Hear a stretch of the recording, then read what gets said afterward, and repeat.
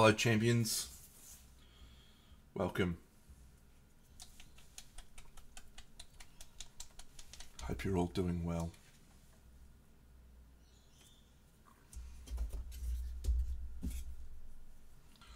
It's a beautiful Sunday.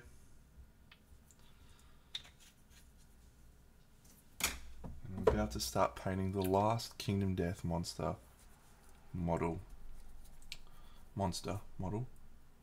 that I have left to paint.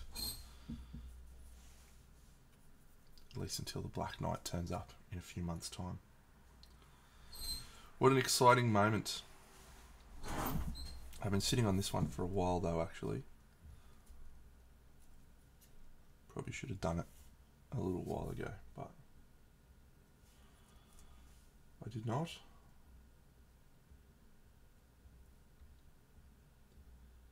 This one is the Lonely Tree. Hello, Minimancer. Just turn that down a bit.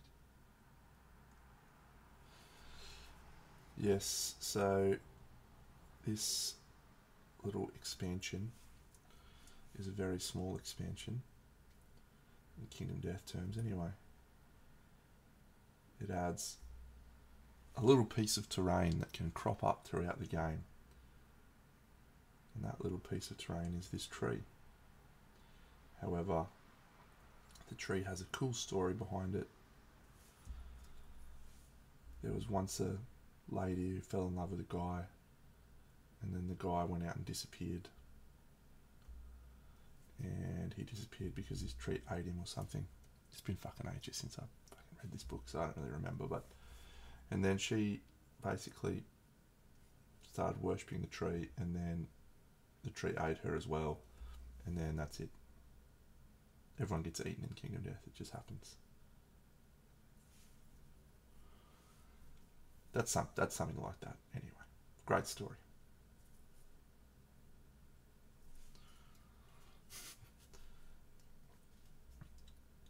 But this showdown that you get to face this tree, the tree just stands in the middle.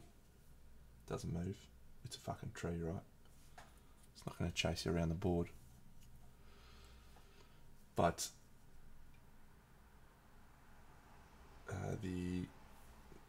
I'll talk about the campaigns of death in a second. But this current showdown is pretty cool. Like, the tree throws fruit. Here's the fruit that it throws at you. Looks like this. And when it throws the fruit, you can pick it up and you can take it back to the settlement and you can eat it. And it has some effects that are good and mostly effects that are not good.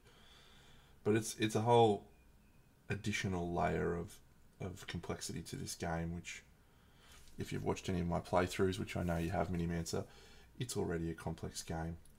So it just adds more and more decision space, more and more, lore to the game, to the universe. So it's a wonderful piece. I haven't used it as much in my campaigns as I probably should have because it's not painted. So this will be going into every campaign that I play from now on because it's about to be painted, which is a great feeling. RS Blunden, hopefully you can find someone nearby. It's it's a wonderful experience. Like, it's the very first time I played Kingdom Death was with one of my mates, Sheldon. He had the full game, and this was in like 2019, and I played it with him, and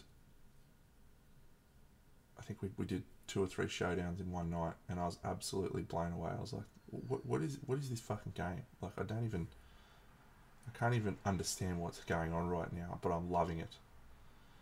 And so that night I went home and I'm looking around on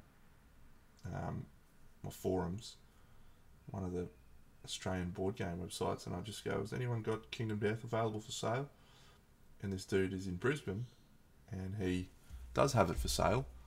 And so I drove to his house like that week and dropped about $1,500, I think it was, on his Kingdom Death collection.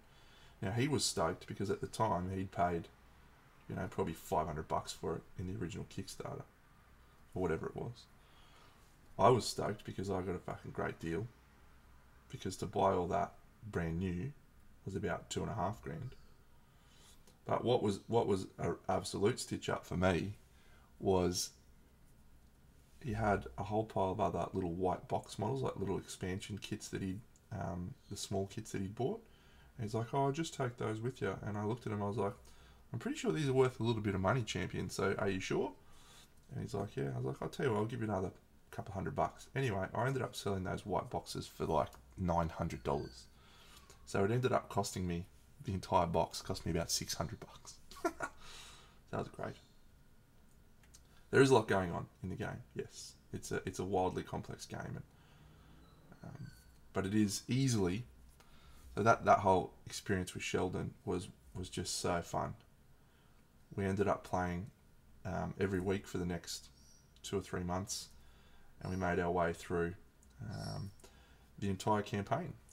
So by the time that had finished, that campaign, which the two of us played through together, I had finished 2 other campaigns by myself in my personal time with my collection. So it is a great game for solo players. It is a great game for people who have lots of free time. It has a lot of time commitment if you don't have those things.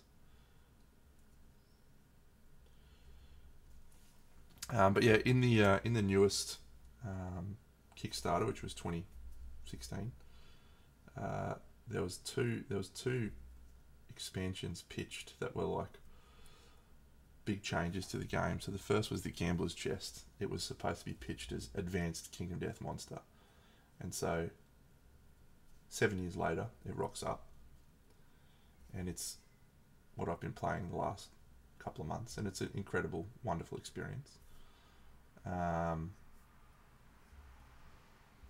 But there was another expansion pitched in that original Kickstarter, which was called Campaigns of Death. And what Campaigns of Death was going to do was take some of the older expansions, such as this one, and weave them together in a little bit more of a cohesive narrative. I don't know if originally this Lonely Tree had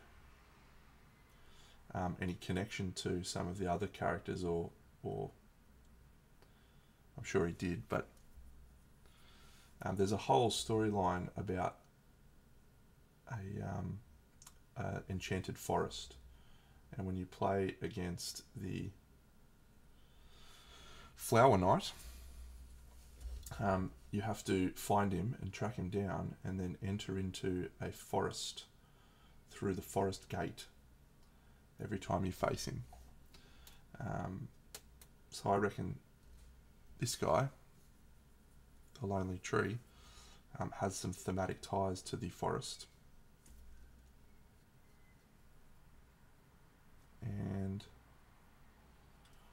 But there's no connection between the two in the game overtly.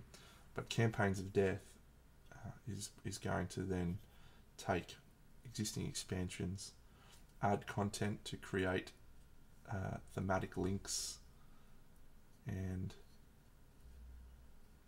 create gear that's going to allow you to, when you do combine 2 expansions, have a cross-functional gear experience. How cool.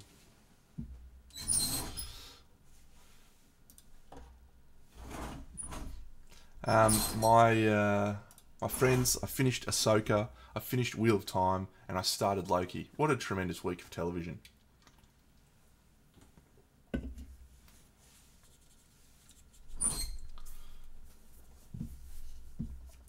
Wheel of Time was very, very good. This season, blown the season 1 out of the park. Incredible. Yeah, it was the finale. I'll say this though, I felt that last episode was about 20 minutes too short. So much happened in that last episode, so much. And it just needed a little bit more time to percolate with some of the characters and some of the plots.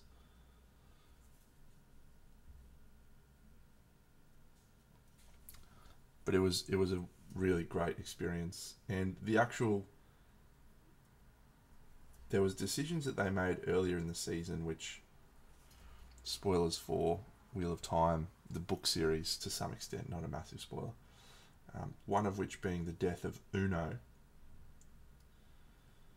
Uno makes it through till the last battle in the book series. He makes it through 14 books. Like he's not a main character, but he's a part of the book series for a long time. And in episode 2, they just killed him. They shoved his head onto a spike. And everyone in the books was like, this guy, just fucking showrunner, just ruining my book, ruining my favourite character.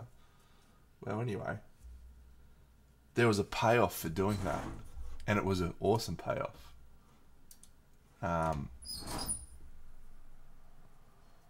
And it made sense to me why they did it.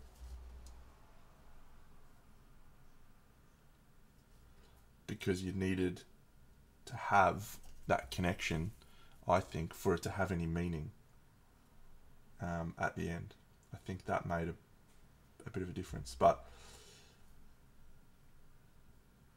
shows like this that are trying to replicate the hugeness of a book, the in-depth and the majesty of a book series, really struggle. And Game of Thrones was similar. Like if you go back and watch Game of Thrones, season 1, to some extent season 2, they didn't have enough money to do stuff. I mean, they put pretty much all of their budget in season 2 into the one battle, the Battle of Blackwater, and it was a great battle. But their special effects budget for dragons was 0. So the dragons spent the whole time in little cages. And it wasn't until Game of Thrones probably hit season 4 or 5 and they realised they had a massive hit on their hands, that they had enough money and enough time. Wheel of Time feels like it just needs more money and more time. If it had more money and time, it would be incredible. And time, I mean, like if the run times were slightly longer. Season 2 had more run time than season 1. I actually went and looked last night. Season 2 had an average of over an hour run time. Season 1 was about 45, 50 minutes. Extra 10 minutes makes a big difference, I think.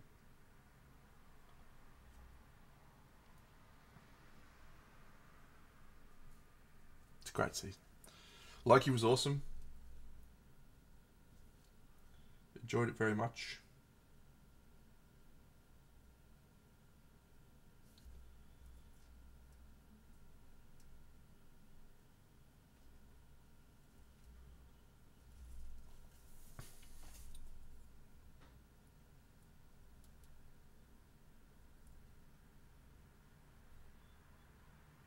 Did make a big difference, I think, yeah.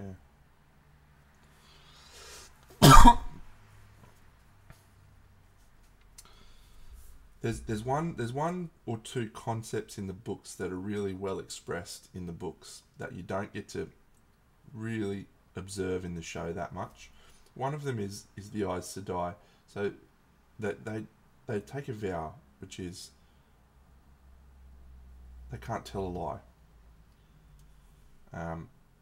Full stop. That's it. They can't tell a lie. And in the written form, you know, you get to go back and analyze every little sentence that they say, and be like, "Well, was that a lie? Did she just lie? Does that mean she's Black Aja?"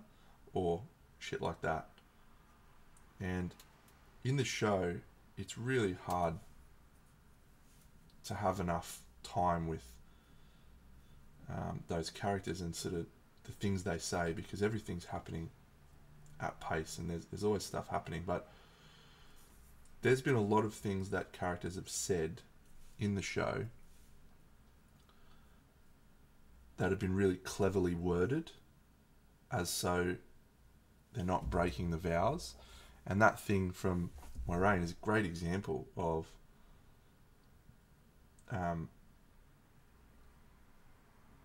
how powerful that vow is, and how clever Aes Sedai have to be to manipulate and work their way around that. And they've tried to do that a little bit more in this season. Talk a little bit about it more with Verin and Moiraine observing Verin's cleverness with words.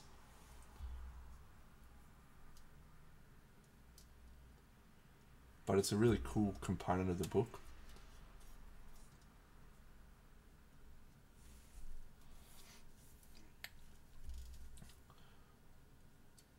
Well, in the books, that there'll be sometimes they'll say like ambiguous things, and you'd be like, "Whoa, is that a lie?" And you'll spend fucking like you'll go research other things and be like, "Wow, is that the truth?" Oh, I'm so excited.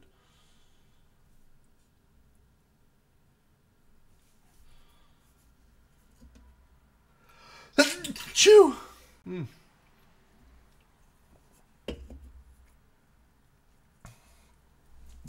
There's a scene with Perrin in that show that fucking absolutely gutted me though. Couldn't handle it. Don't want to spoil it for anyone who has not watched it yet, but that is a direct thing that happens in the books, and it is devastating in the books.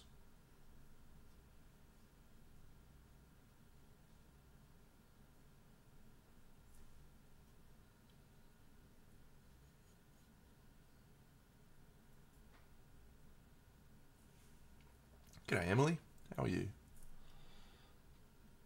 Thank you, as always, for popping in, being very kind, talking and helping my stream be a wonderful place to both you and Minimancer. You're both very, very wonderful people, and I appreciate you.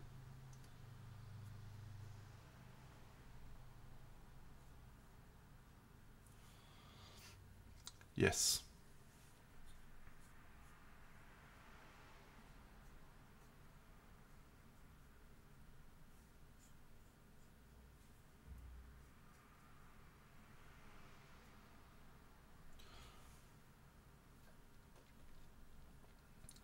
Yes, that is something that happens in the books, and it is equally as devastating.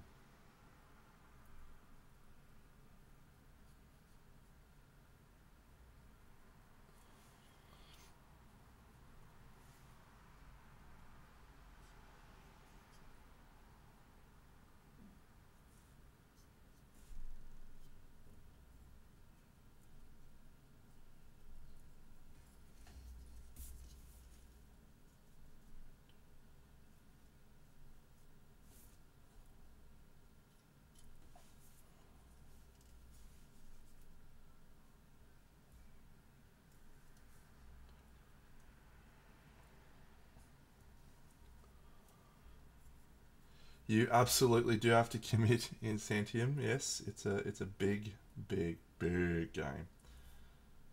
I have a new cabinet that I just purchased. I'll show you a picture from my new cabinet if you haven't seen it. Actually, I might go take a photo now. I'll be back in 1 second. I'm going to take a new photo.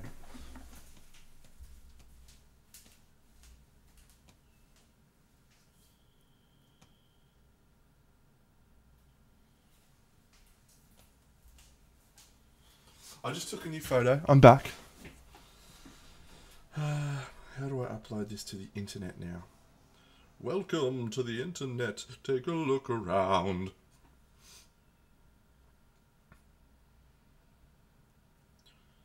It is nerdy and off-putting. He just sent you more. You know you like it, you whore.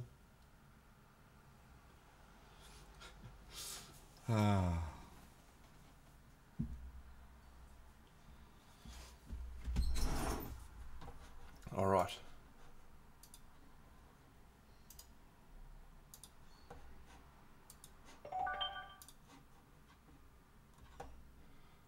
Add.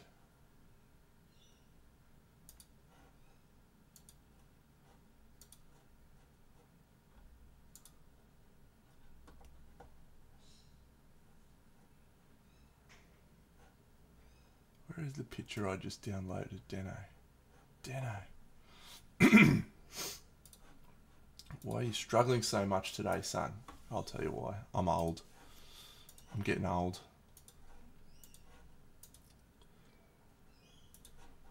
This is my new cabinet.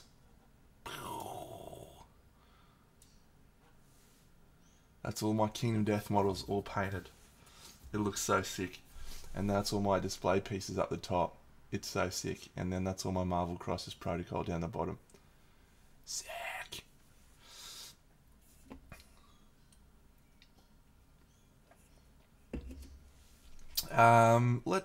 Let me answer that. It can it can feel repetitive and stale if the only thing that you play is the core box. So the core box, which is $400 US, which is a very expensive game in of itself, only has 3 quarry monsters. So quarries are the things that you go out on your hunts, and they're antelope, lion, and phoenix. And they can be pretty repetitive if they're the only things you fight. As soon as you add some of the expansion content, and there are 12 existing expansions, not including the Gambler's Chest, I suppose, they add additional quarry monsters and they add additional story beats, and that's when the game doesn't become repetitive. You have so much more content to explore, so many more stories, so many more different little things. So it can feel repetitive if you stick with just the original box. But having said that, most people that play the game will play the game a small enough amount of time that the core box will provide sufficient content. Like, I would think that of the population base that play Kingdom Death, of the percentage of the population base, 20% have finished a campaign. That would be my number that I would say, 20%. And that may even be generous. Of that 20%, I reckon it would be less than 5% that have played every piece of content that the game has to offer.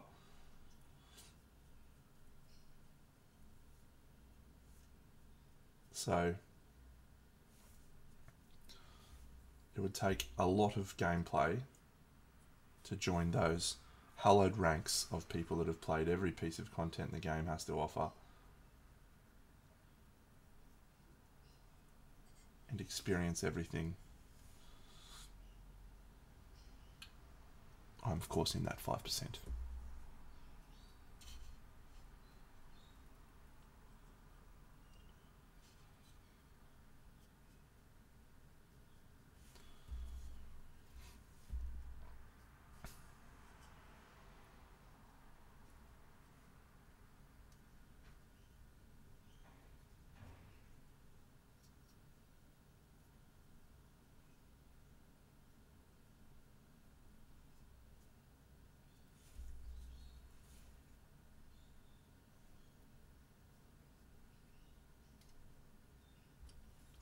G'day, Yab.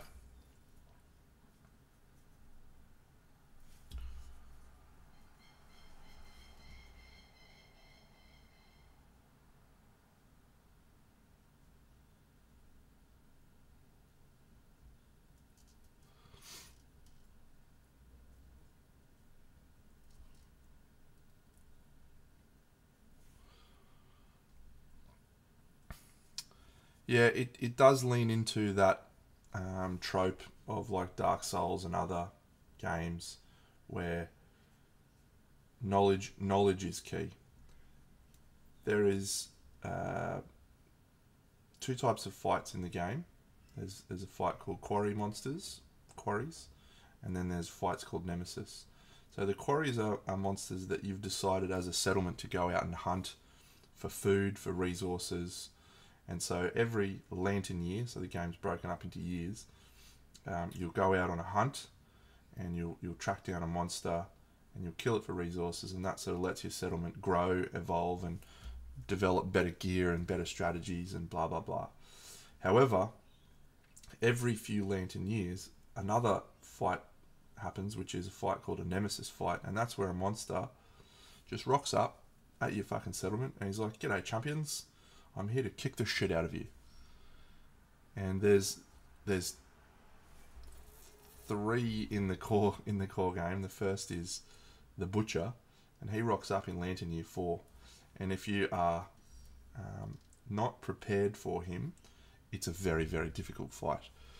Then in Lantern Year 9, another guy rocks up, and he's called the Kingsman, and he is twice as hard as the Butcher, and even if you do win, he punishes you anyway. And so most people, they play through the game for the first few Lantern years, and they're like, "This is amazing, I'm fighting all these little lions, and I'm killing lions, and I'm getting all their stuff, and it's so good."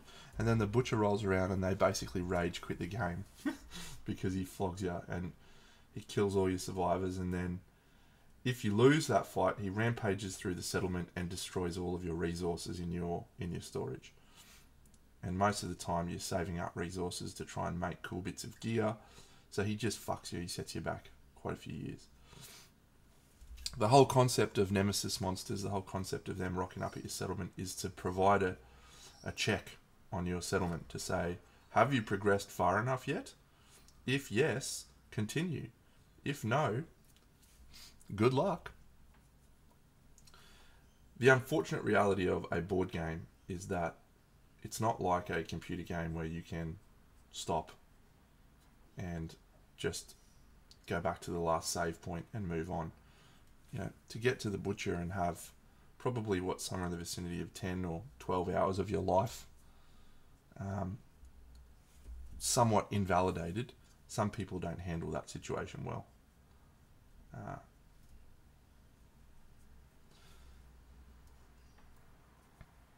So you can go and watch any of my playthroughs. So I've got 4 playthroughs on my YouTube channel now. Every single one of those playthroughs, I have made it to the finale and won. Now, there are people who would say that Kingdom Death Monster is a game that is heavily, heavily reliant on luck. Heavily. There are absolutely moments in the game that have a luck base, a heavy component of luck. I'll give you an example of 2 of them. So when you return from a hunt, you draw a thing called a settlement event. There's about 30 in the deck. One of those events is Plague. And in my last campaign, I drew a Plague. Plague then says, roll a dice for 4 survivors. On a 1 to fucking 8, they die. Full stop. And if you draw that card, there is no counterplay. There is no, hey, you could have done this and you would have stopped it. It just happens. And that's probably the worst case experience of luck. There's a really cool dude who writes articles on a Patreon called Fen, and they write all sorts of cool articles for Kingdom Death. And one of the statements they wrote that resonated with me a lot was, once you get good enough at the game, the showdown phase, which is the phase when you actually fight the monsters, is the least likely to result in your characters dying, in your survivors dying. What is much more likely to happen is you draw a settlement event where 2 of your dudes decide to fight each other for no reason at all, and then one of them stabs the other one in the chest and they die. So you tend to lose more survivors through random settlement events and random hunt events than you do in fights. So the skill in the game is absolutely prevalent during showdowns, and I can't remember the last time I actually lost a showdown. I came very close in... Actually, I did lose a showdown recently in one of my campaigns, but it did not result in me losing the campaign. Whereas settlement events, yeah, you can just lose campaigns based on settlement events. So yes, there is luck, But if you like Dark Souls, this game is absolutely the type of game you'll love, because it is punishing, it is depressing, it is in all the good ways, in all the ways that make you go, fuck yeah, man.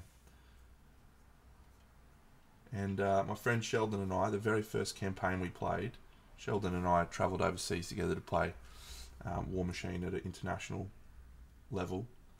We made it through to the end of the campaign, all the way to the final showdown, the Gold Smoke Night. And that was my first campaign, and that was the first campaign he's ever got through to the end. So it's a skill game in the showdown phase. It's a luck game until you draw murder. When you draw murder. But literally, on stream the other night, I drew Plague. For my first settlement event, I drew a Plague, and we still managed to get through to the end. Drawing a Plague in like Lantern Year 2 or 1 is one of the worst things that can happen.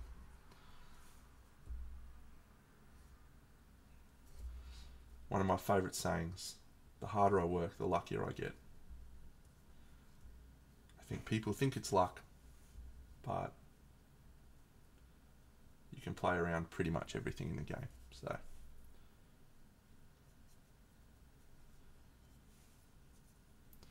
I will literally talk about Kingdom Death for hours and hours if you'll let me, because it's a great, wonderful, fun time.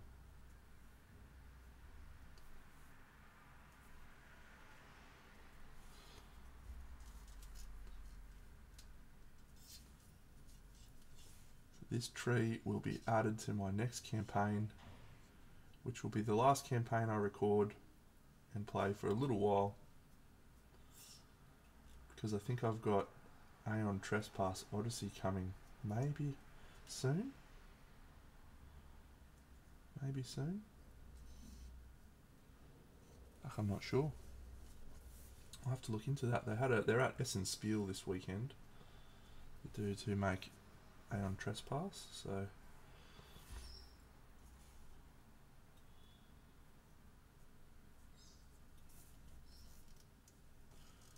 think we are getting close, Dano.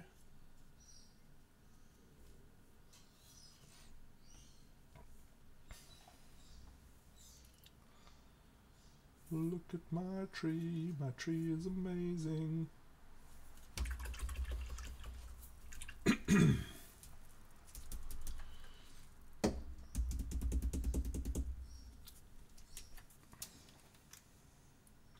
I played another couple of games this week which I really enjoyed. First is called Seven Wonders Architects.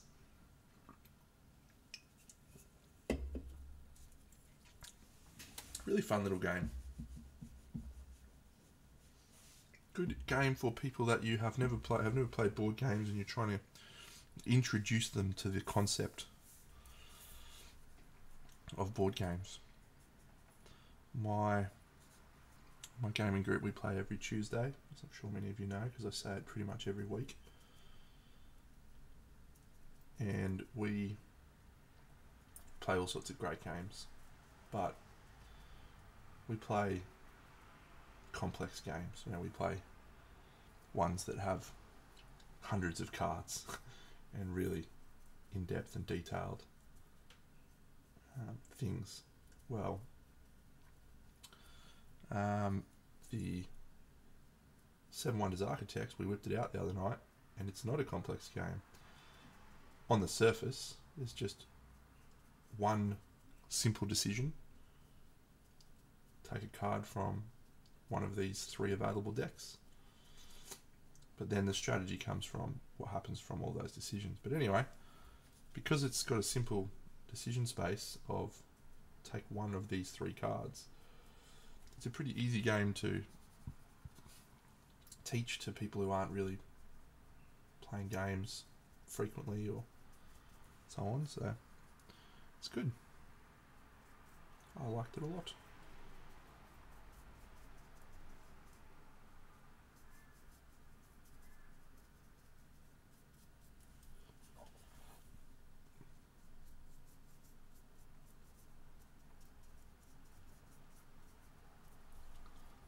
Alright, so the plan is that I'm going to go and grab some cards in a second, which are from this game, whilst I'm waiting for these bits to dry.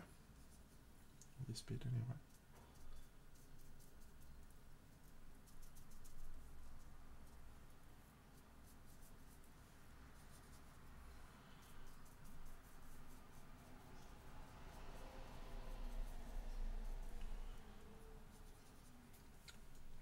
Because this next little bit is Contrast Paint Bonanza.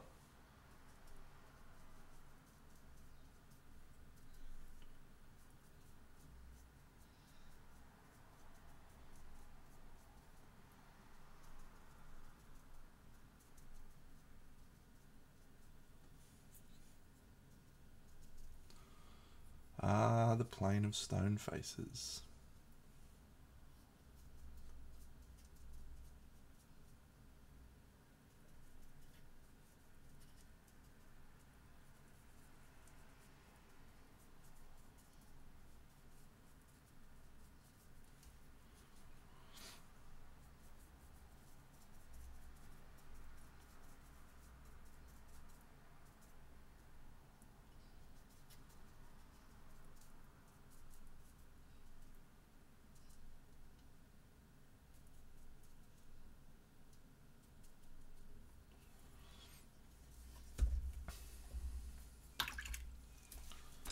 I feel I need to put that on a base for some reason.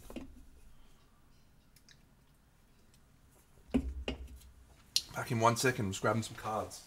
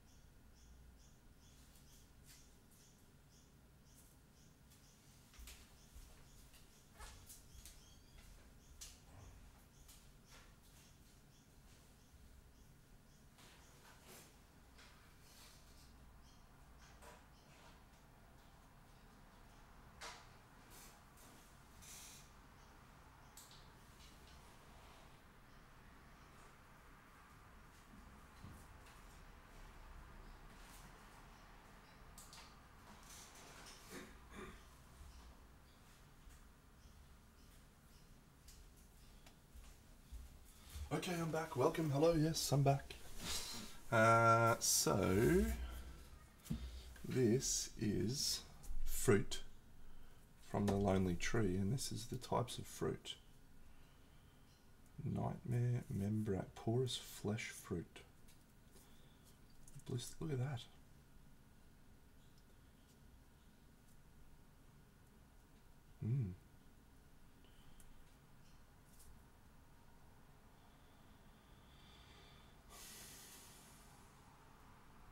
Wow.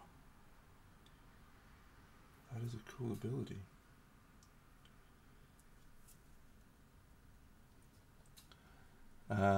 This is the piece of fruit in question, so they're nice yellowy oranges. Cool. What is that? Birth of a Saviour? Sick!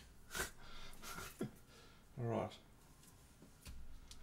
So they're oranges, are they?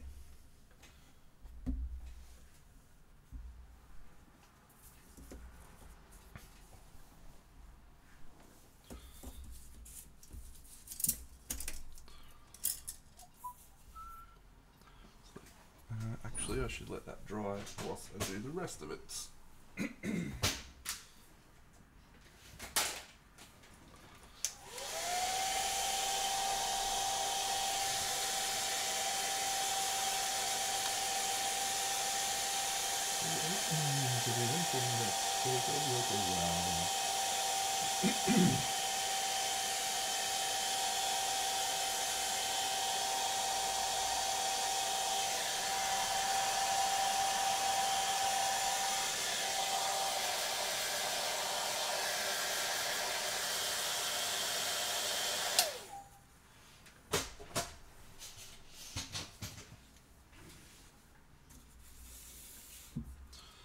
Alright, let's get some colours. Wildwood. Creed Camo. Dark Angels Green. Oh, this one. Warp Lightning.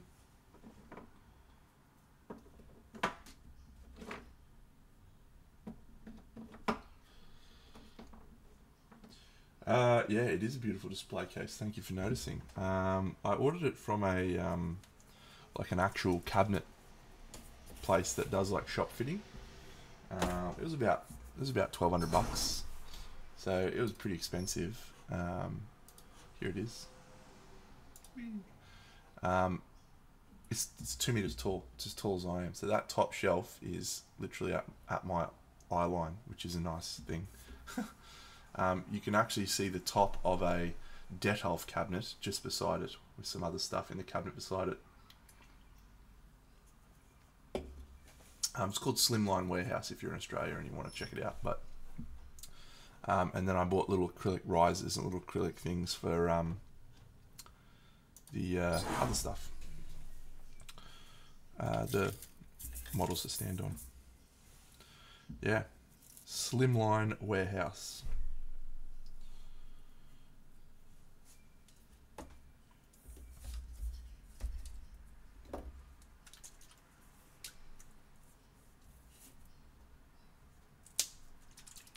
Hey Top, yeah, this is my display case I was just talking about that I bought. Check it out, son. That's all my KDM models, all on lovely displays. All of my personal collection of artists that I've bought from, and then my Marvel Crisis Protocol below that. I've got 2 other shelves below that to fill up as well, so I may grab out my Aeon Trespass Odyssey, which is also fully painted. I may put that on one of the shelves. I may grab out my Rising Sun, which is also fully painted. What other stuff have I got on there that I could put on there?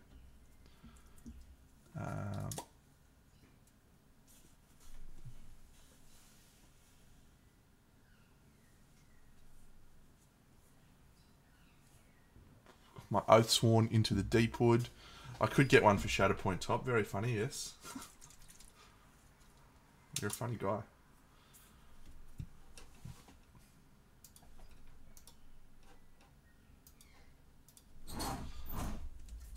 Alright.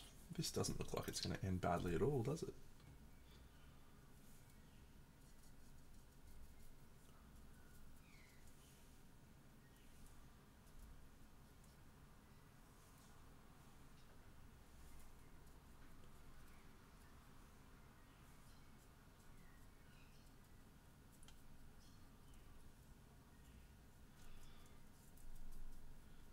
You're not far off, mate. You're not far off. You'll get there.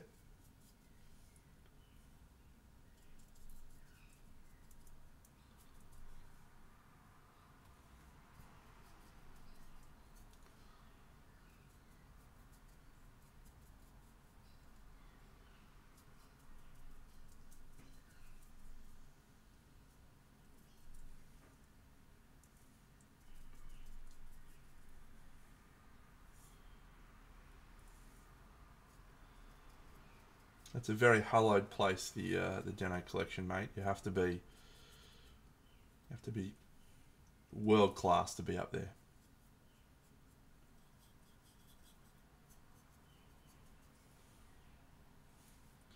Or you have to be around when I have some spare money.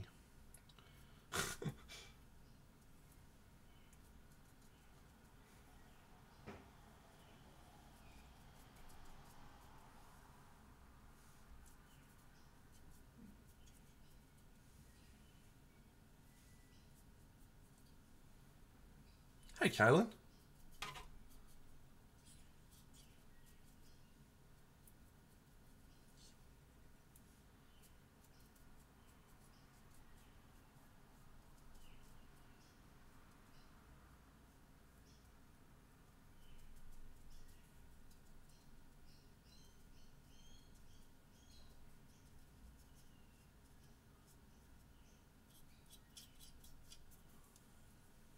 No, no, no, no, no.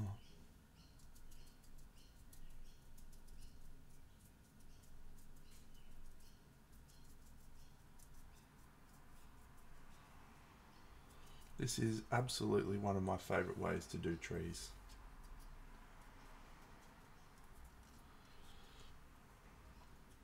Swinson. No, you don't need best in show. You just need probably a gold or a silver at some international event.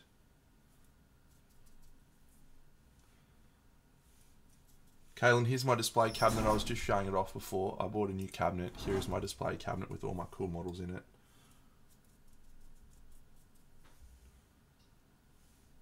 I'm pretty chuffed with it.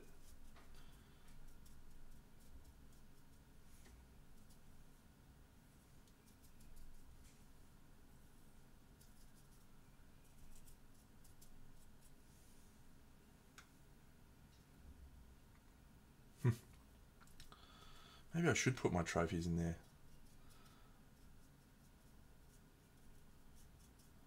I have too many. That's true, actually. I do. I have way too many. I had to chuck some out a few years ago. I was keeping them all.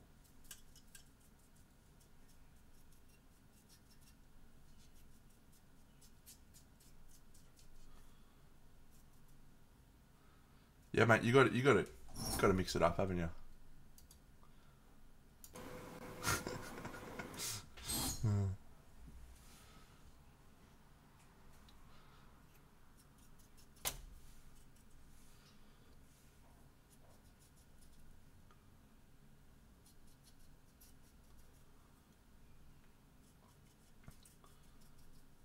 Did I know you were a music guy, Top? Was that a fact that I knew about you, or is that a new fact that's just come out?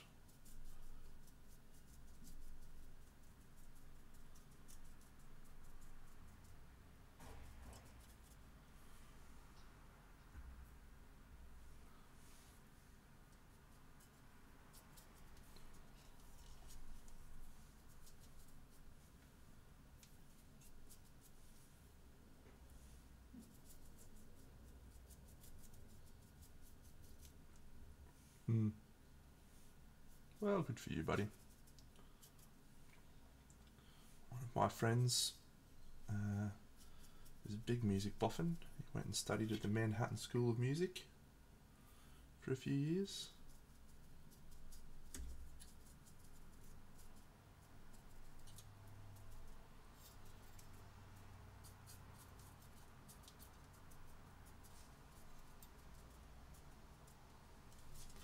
Yeah, he played clarinet too, actually. And piano and guitar.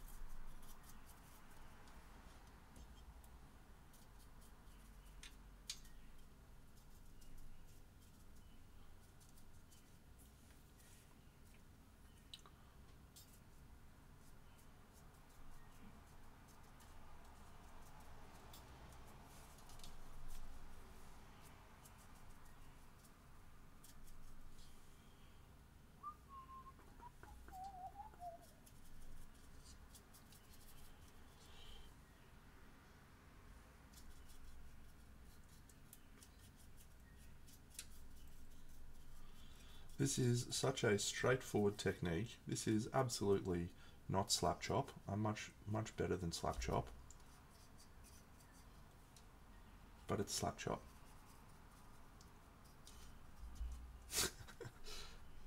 But I was doing it way before slap chop became a thing.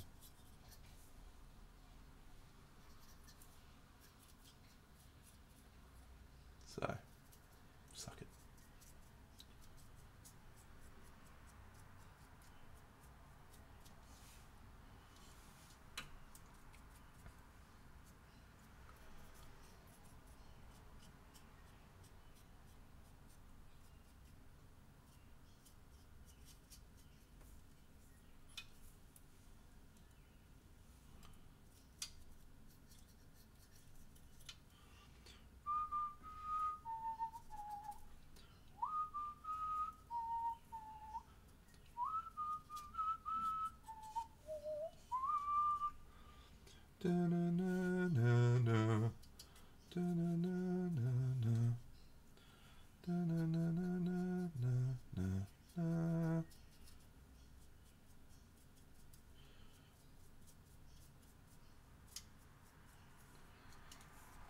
Haha, yes. I'm the Keanu Reeves of miniature painting.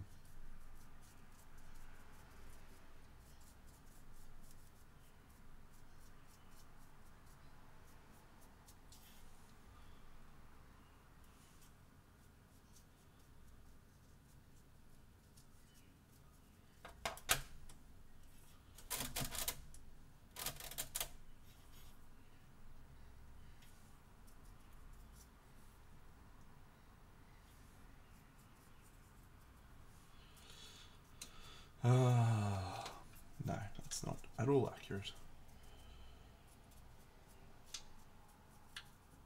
And I think I talked about Slaptrap a couple of months ago. I don't really care. I don't really care who came up with the name, who came up with the concept. Like, it's not a new technique. No one's fucking breaking new ground. But I recall watching the video. I don't know who it was, but he never said, "Oh, I'm breaking new ground here. This is fucking revolutionising miniature painting." All he said was, "Here's a technique you can fucking try, which will help you get your models painted quicker." And that's a fucking great thing to be spouting for everyone, because motherfuckers just need to paint their models and have fun.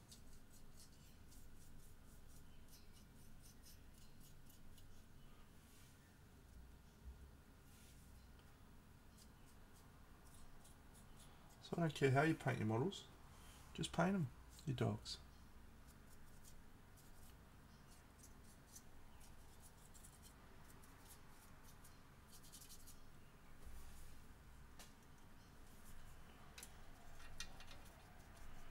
Getting real fucking sick of you, Light. Fucking getting sick of you, Light. You have.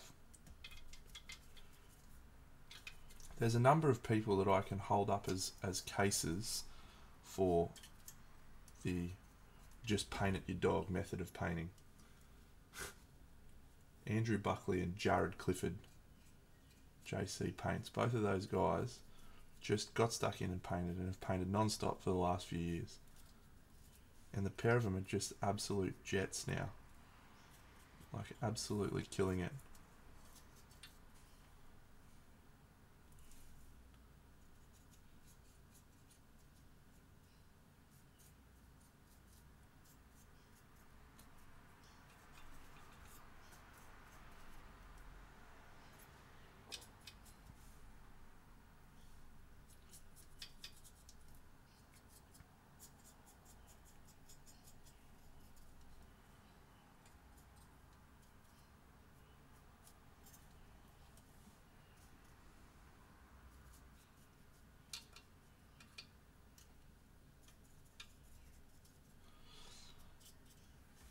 Oh, Kalen, 1 year. How is that even a reality, mate? What are you doing with your time?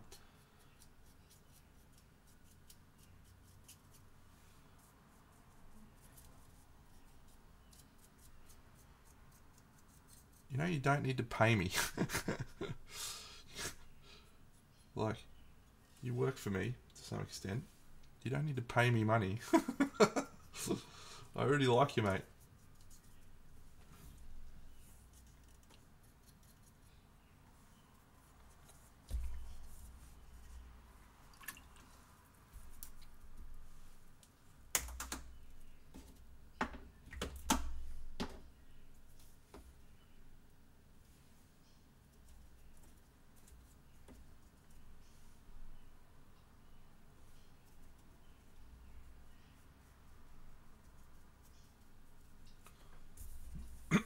Yeah, it's good call.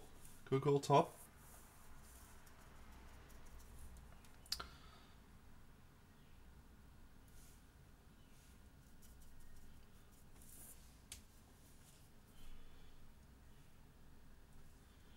Yep. And Andy came pretty close to matching what I did in my first few years of display painting. If you go back on my Twitter, my Facebook, and look back at my first years of display painting, holy shit, I was on an absolute tear.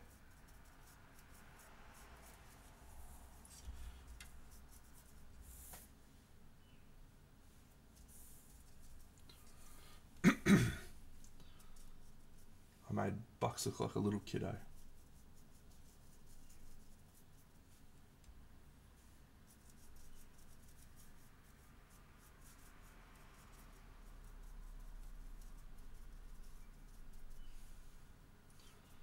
I didn't get as good as he did. He's easily better than me now, friends. Don't tell him I said that. Anyone says that, you're dead to me.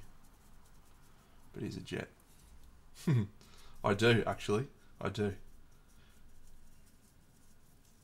Kalen will do something awesome. I'll be like, I taught you that. I feel very good about this. Well done, me. That's just leadership 101 right there. That's just me exhibiting the type of qualities as a leader that, you know, everyone strives to be like.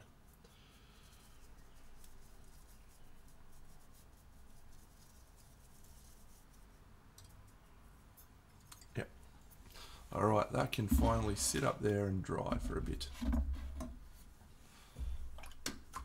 These can close, and we can paint some orange fruit. Little fruity boys.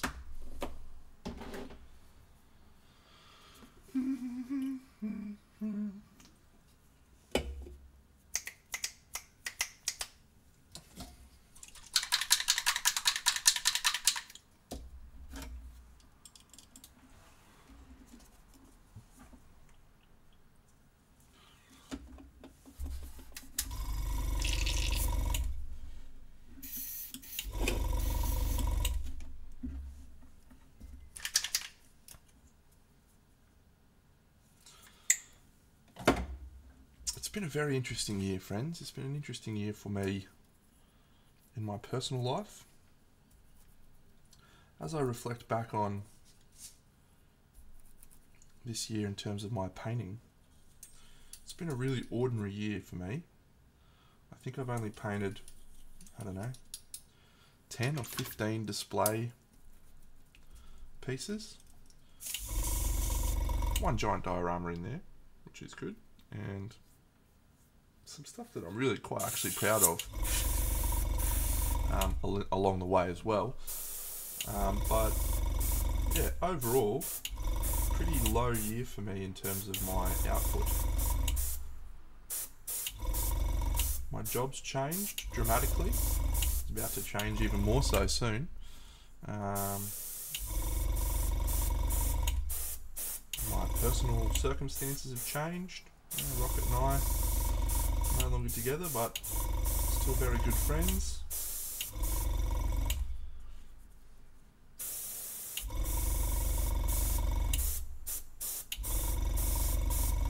And I've been putting a lot of time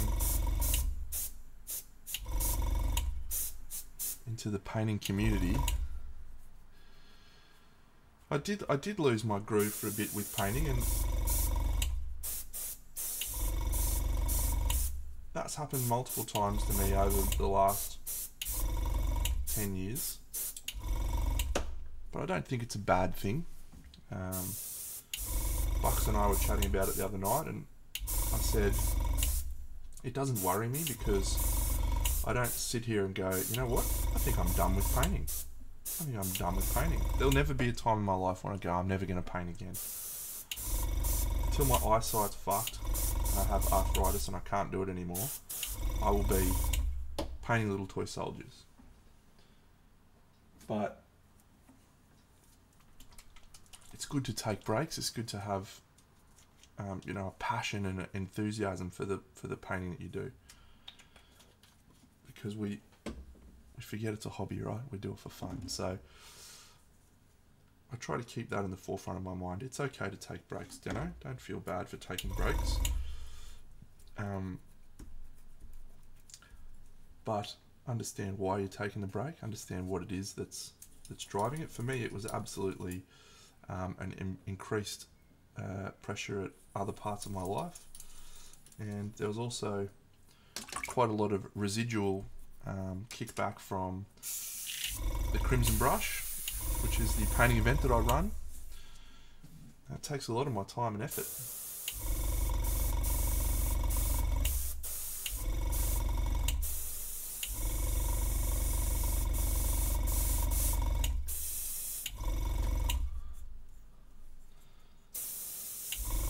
It absolutely does. It absolutely does.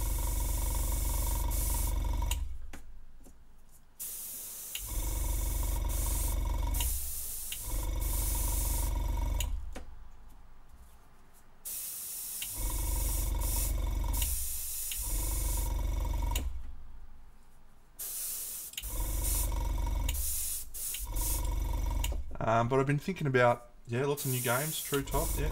King Aeon Trespass was this year. Gambler's Chest. It's been a great game, a great year of games.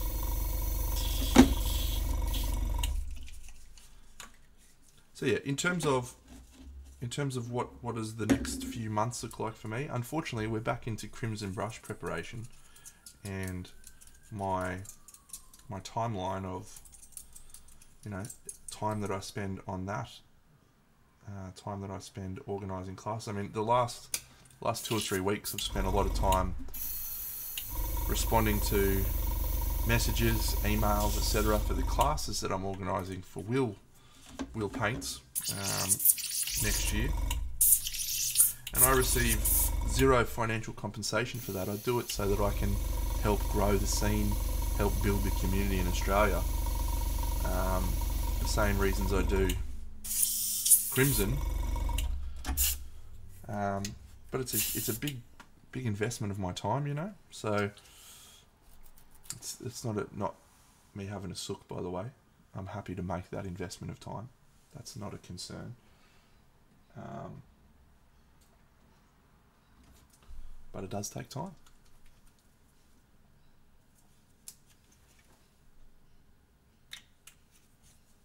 Let's have a look at these fruity pictures again.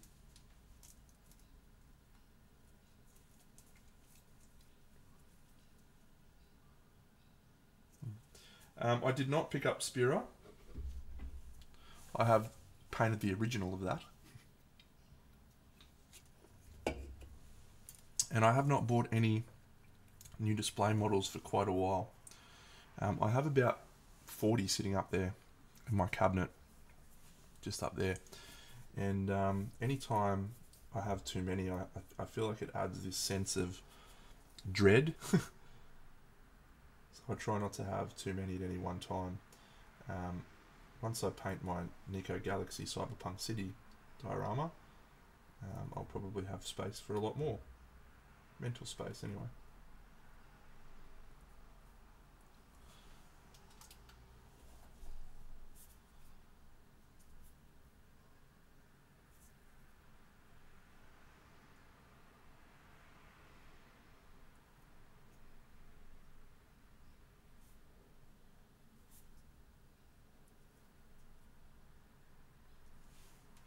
Yeah, hey, I've seen some cool figures. You know, I love what Mineworks is doing at the moment. Nico's got some cool stuff. There's lots, and Big Child's, pretty much every release that Big Child's doing, I'm in love with. So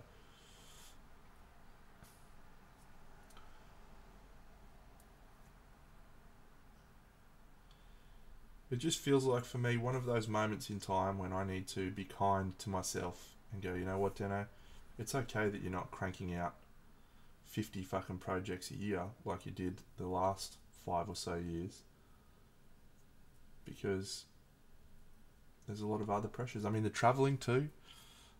Me travelling for work has a pretty big flow-on effect. You know, I have a week away from home. When I get back, there's stuff to do. There's not that freedom of time that I have normally to just jump in and sit down and paint for a few hours. So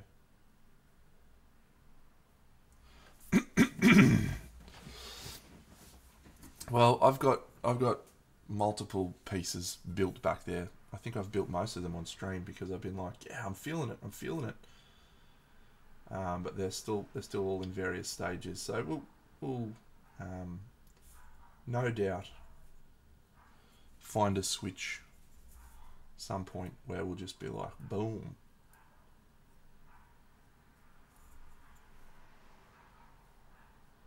And we'll crank a few of those out. But it's just okay, right? I'm not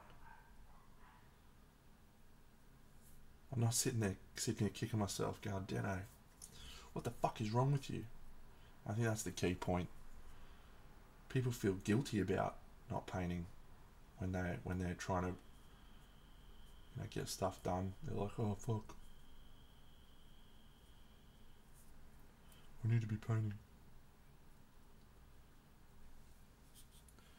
You need to be enjoying your life.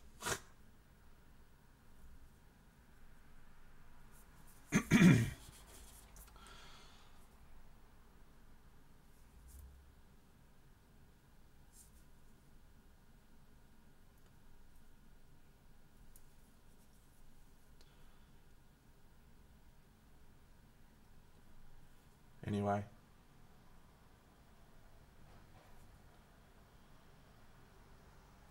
sometimes the thing that triggers me to be like, ooh, I can't wait to paint a display model, is seeing a random piece of incredible work pop up from artists. And we're about to hit SMC and Monty, and that's usually one of my triggers for things that makes me go, fuck yeah, I want to do some painting.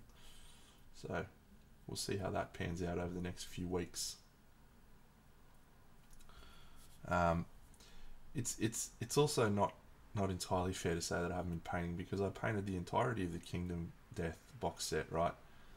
And I did that to quite a high level, not quite as high as my display level, but a high level. I've done MCP models. I've done, I did all my Aeon Trespass this year, so I've still painted like, hello Buxo, I've still painted like probably 150 models this year.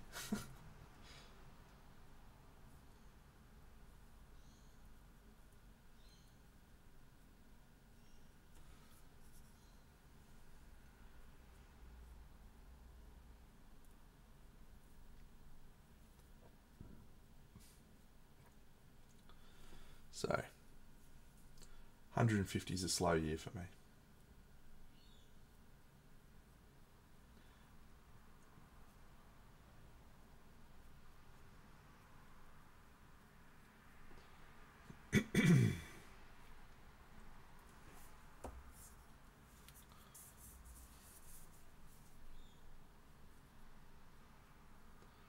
Yeah. Yeah, I'm sitting here having a sook about how few models I've painted this year, and it's like 100 plus.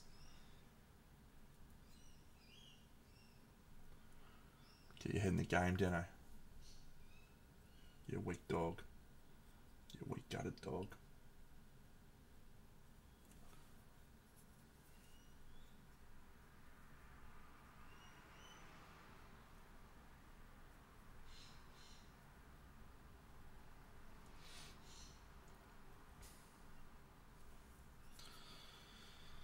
Well, it's time to talk Ahsoka. I have waited until now. I have two people that I know are excited about Star Wars.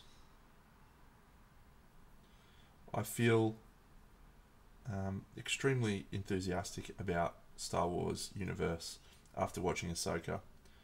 I am now ready to embark upon a journey with The Mandalorian. I'm saving it for next week because I travel to Taz again for work, not next week, the week after. So I'm going to download it all. I really enjoyed Andor, right? I loved it, but I didn't feel the connection to the other films as much, or the other, the stories, the stuff that I love. Ahsoka, I don't know anything about Rebels. I don't know anything about Ezra or whatever that purple haired chick is, whatever her name is, I forget. She's pretty cool, by the way, Mandalorian chick. But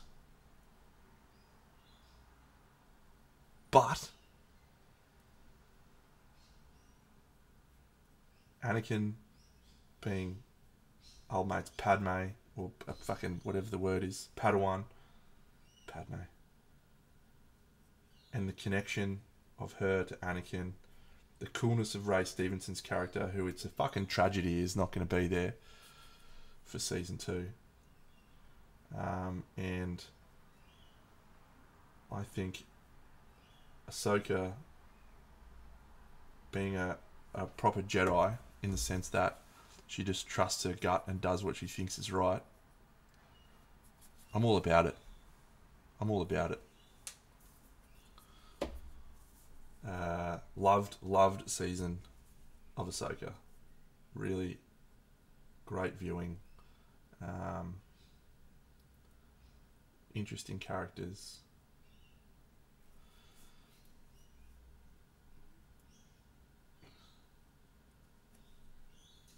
I don't know. Oh, they've got to do something. They've got to recast it. They can't CGI that.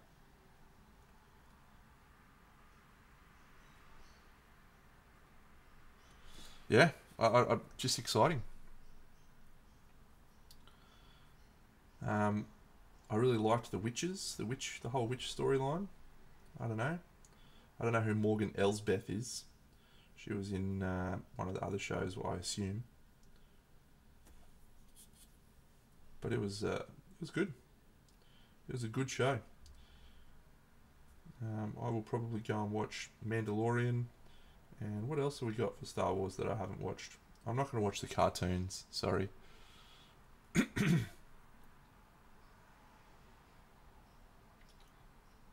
What other Star Wars stuff have I not seen? I watched Obi-Wan. I watched Solo. Yeah, I could watch Solo again. That was good.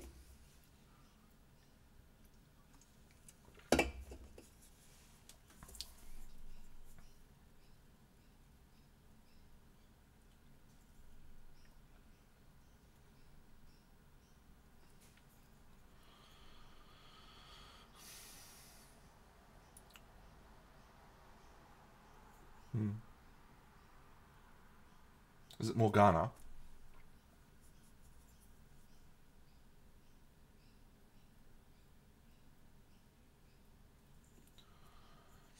Hmm.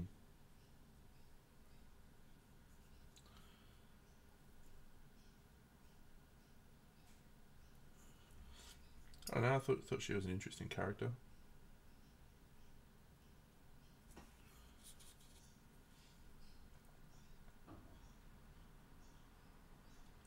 What's the purple-haired chick's name again? What's her name?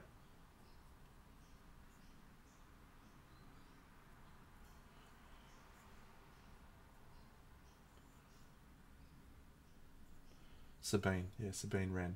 I like her. She's got an interesting story. I've never watched Rebels. I never watched The Mandalorian. But I do know a little bit about Mandalorian lore. Because I think they talk about it a little bit in the prequels. Because what's his name's a Mandalorian? Jango Fett is a Mandalorian. So they talk a little bit about Mandalorian stuff in there.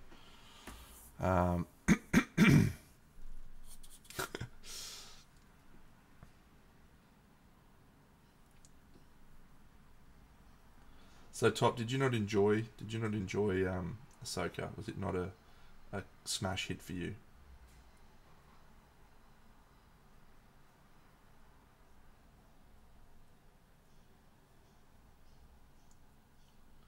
You don't offend me by saying whatever you want. So say whatever you want. Right.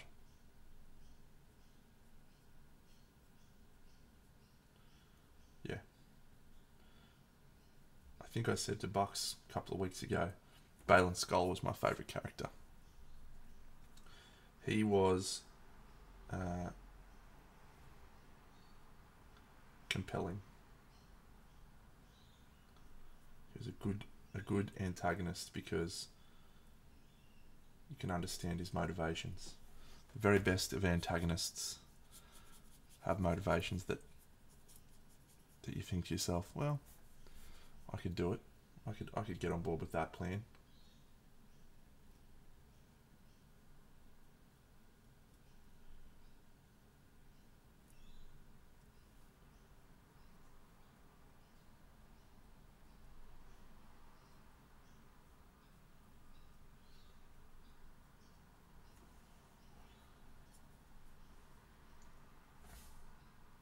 Did they can Willow? They said no more.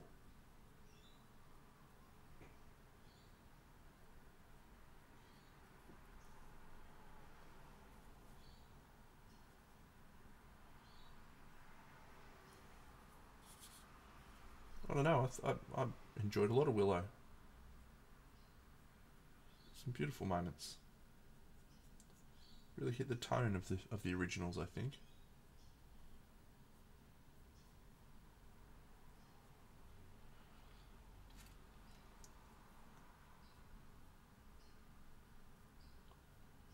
Was Hayden Christensen the actor for Anakin in the voice actor for in Rebels or whatever show it was?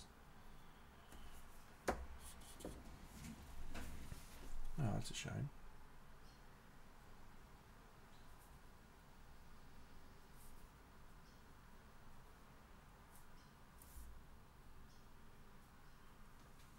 Right.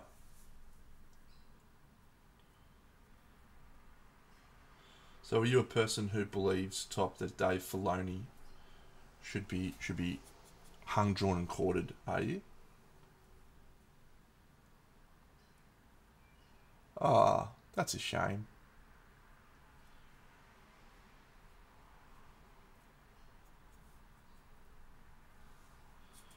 I, d- I th- okay.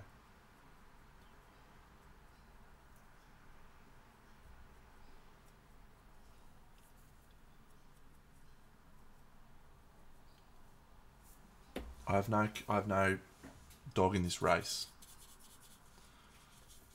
I just want to watch cool stuff, and for me, that was cool stuff. I don't. I'm not invested enough in Star Wars lore, like fucking Ben and Bucks are at the moment. They're fucking voice chats just pinging at all the hours of the morning with just pictures of fucking Star Wars shit.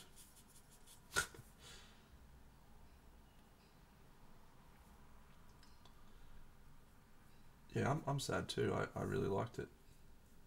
I got up excited every week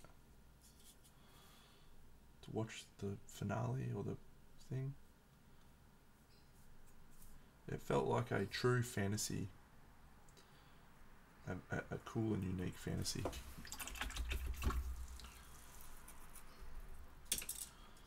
Well, Top, Wheel of Time Season 2 is very good, mate, if you want to watch that.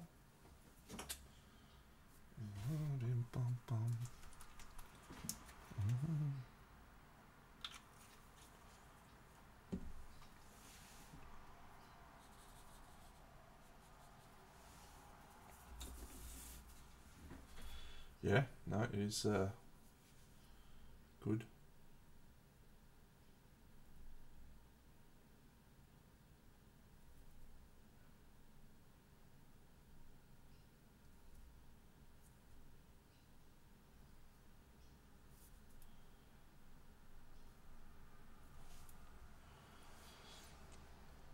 Okay.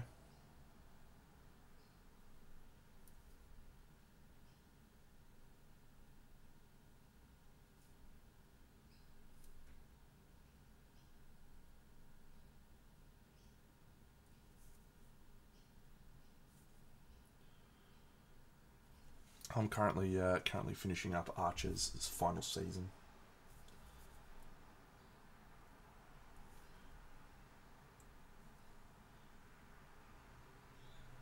I don't know if this is an incorrect opinion, but that show does not get anywhere near enough appreciation for how good it is. It is easily one of the funniest shows on television, but also incredibly intelligent. Some of the jokes, some of the references, it is fucking crazy to me.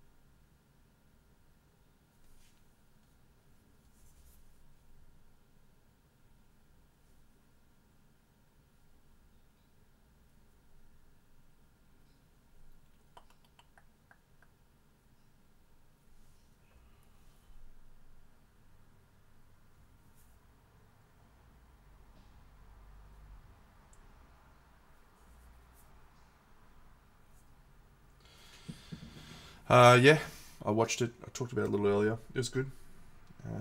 Really good. It feels like they don't get other characters as well as they get him.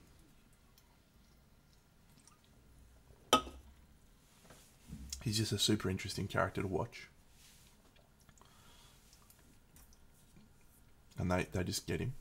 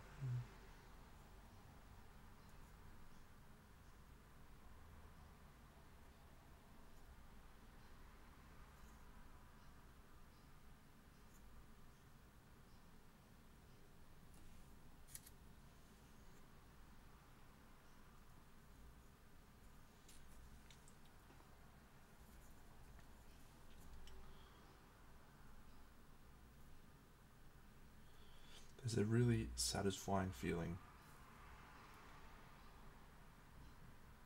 from finishing a board game of painted figures. It's extremely satisfying. When I finished Aeon Trespass Odyssey the other week, painting the last model was awesome. And this feels like a last figure in Kingdom Death to me. I've got heaps of narrative sculpts and survivors to paint, but none of those feel necessary for the game to be completed. This is just the final piece that I play in a showdown that I have not done on film. I think I've fought every other monster on film. Let me run through that. I've done the Lion Knight, I've done the Gorm, I've done the Spider, I've done the Dragon King, I've done the Sunstalker, I've done the Phoenix, I've done the Antelope,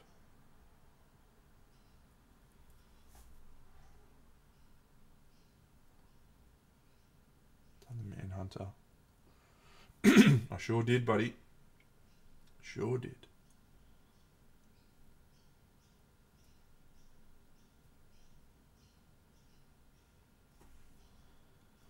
And I'm just frothing it, mate. I think it's going to be amazing.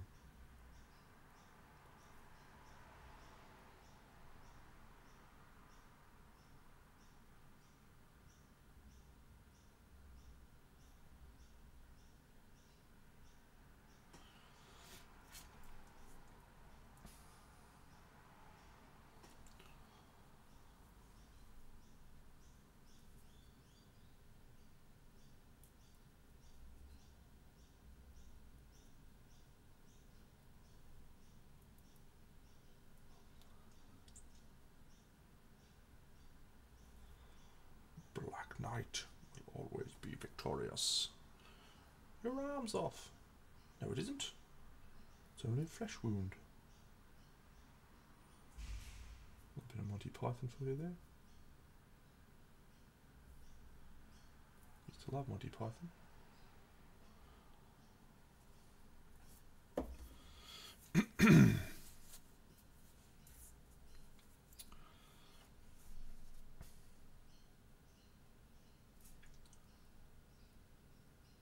I cannot think of a monster that I have not fought on film.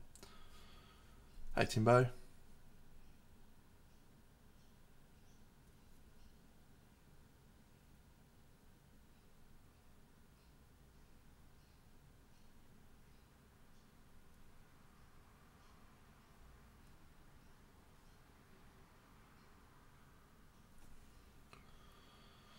That doesn't surprise me at all.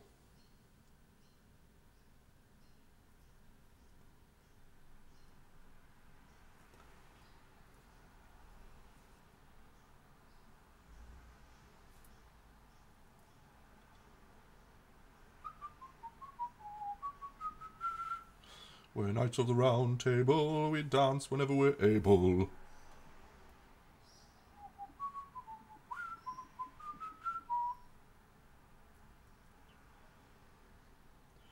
I want to push the pram a lot.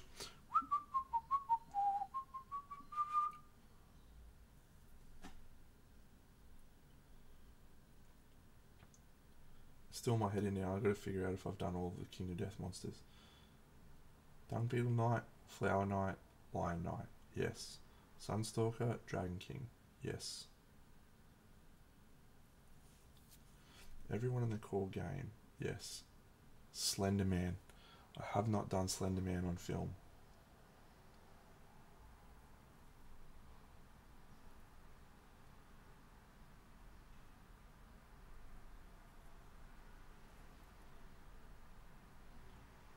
Okay, good. The next campaign I'm doing has Slender Man in the Lonely Tree, which will round us out nicely.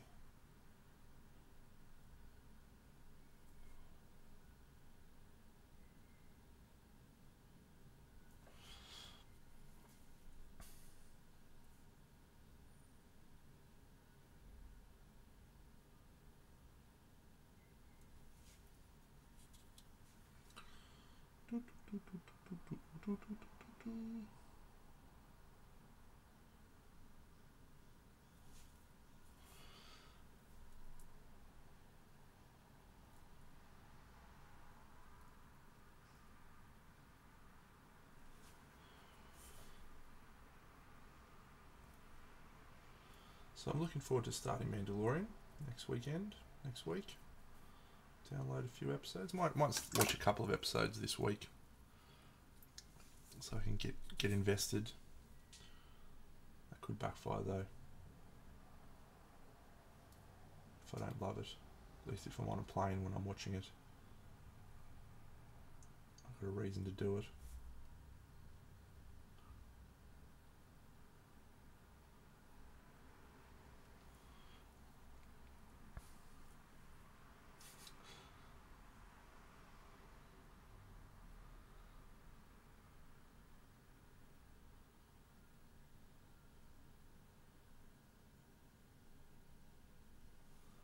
Hey Jared. Oh, Toppy. You're one of those people who just can't enjoy things. You just can't enjoy good things in your life. You've got to hate on everything. Stop being a hater, buddy. Why you got to hate everything?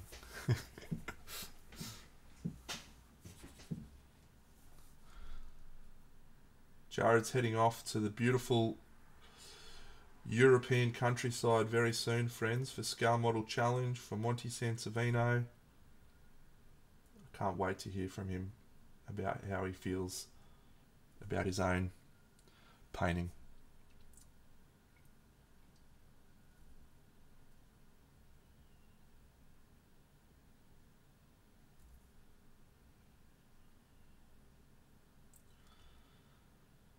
Remember the first time I walked out of Monty? My brain melted a little bit.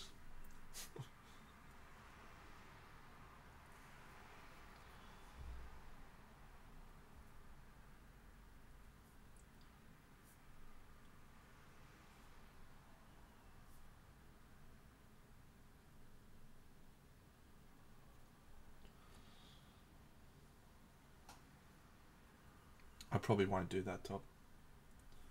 Book of Boba Fett doesn't interest me.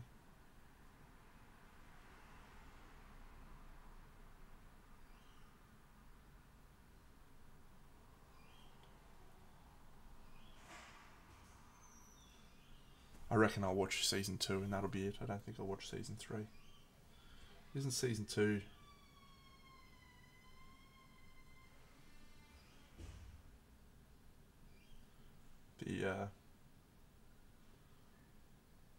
the one that ends the story in a good way?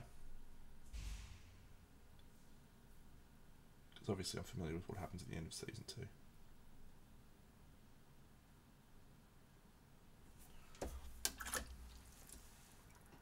2.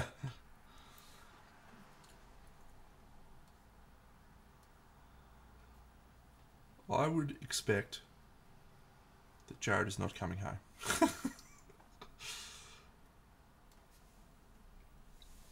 I love the guy to death. Love the guy. But gold.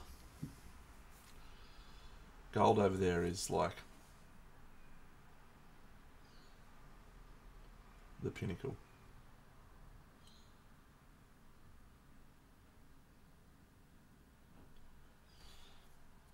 I reckon there's only one painter in Australia that could win a gold over there right now. And no, it is definitely not me.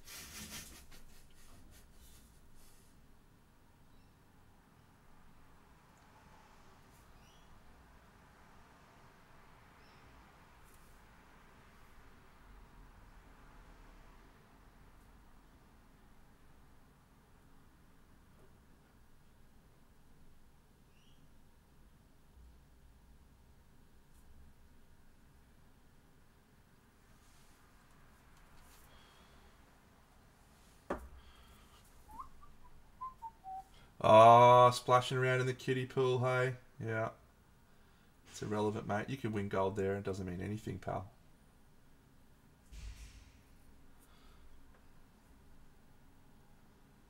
Doesn't mean a thing.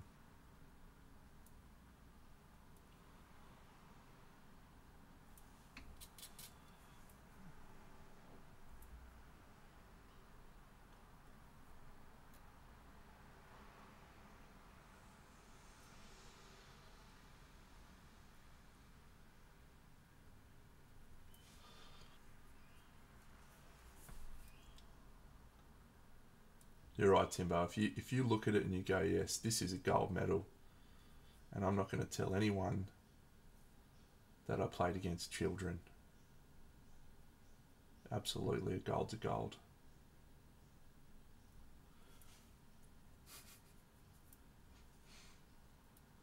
Jared is doing SMC in Monty. I am not.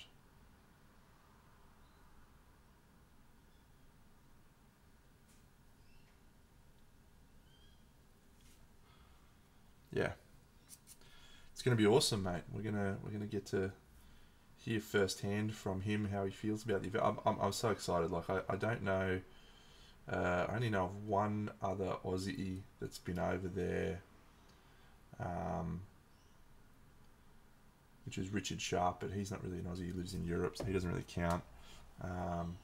Meg, not really an Aussie, but sort of is an Aussie. She went over there. But I don't know any other Aussie that's travelled over and entered and painted some stuff and experienced it. So I'm just really excited to see if he feels the same way that I felt, which was just like a overwhelming enthusiasm to bring something like this back to Australia, to feel, you know, this level of community and vibe. It's one of the reasons I do things that I do for the community, like run events and organise painting classes, is to try and get our scene to be more like that, because it's just such a cool place.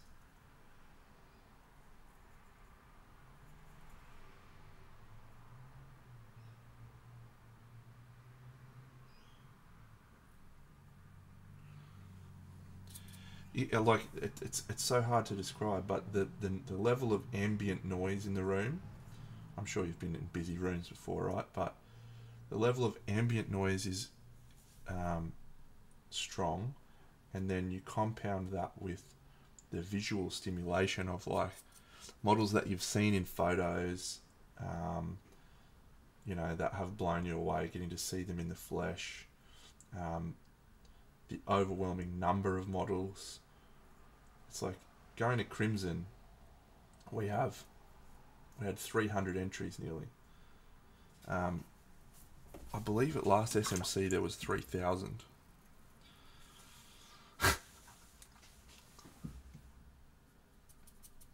So, good luck with that, champion.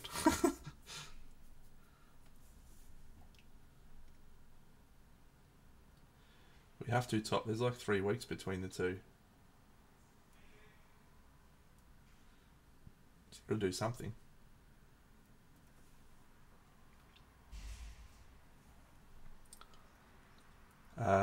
Good luck, mate. And it's not just like 3,000. Oh yeah, and here's 500. Fucking shit ones, so we can just write them off. It feels like everything on that table gets a gold at Crimson. Absolutely everything.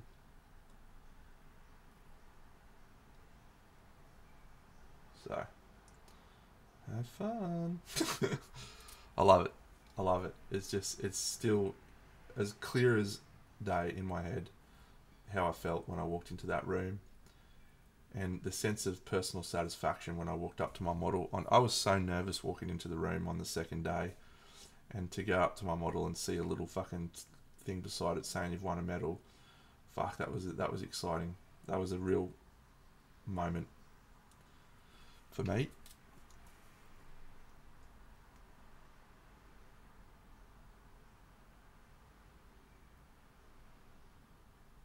Went back to the room, told Rocket, lay back on the bed, just had a big exhalation.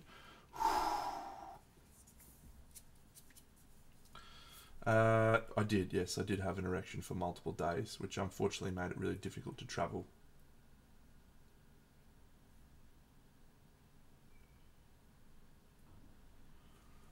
Can only pee in the shower.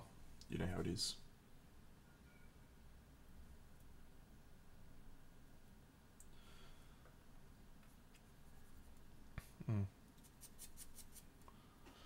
Barcelona.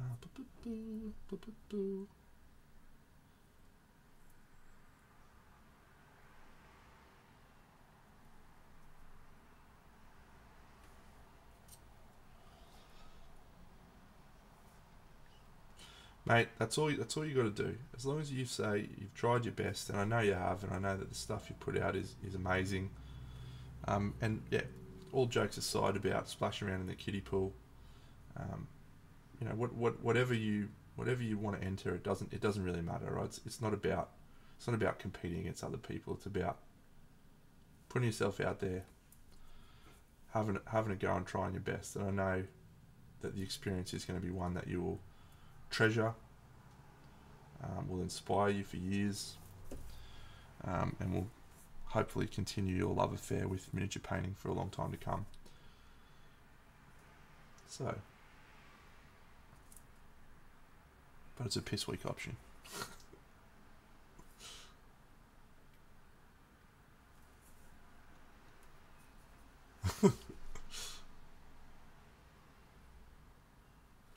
And I know that we're all very proud of you, mate. All the Team Stonebeard, very proud of the work you've put in. Very proud of the effort, chasing the dream. Whatever happens, medals, no medals, we're all big fans of you, buddy.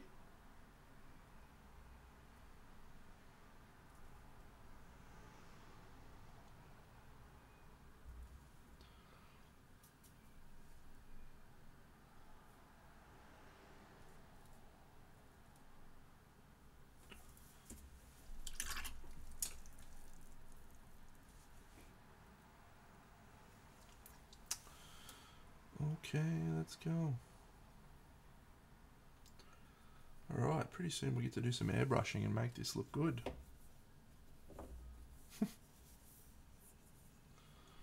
Lonely fruit. Actually, do I do... Oh, Arc Open. Yeah, I saw that advertised, actually. I can't wait.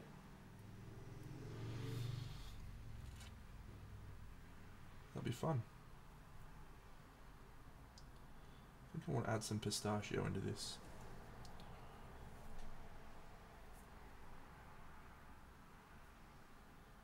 April is actually good for us. It just is a little bit later. So we're not just treading on each other's coattails.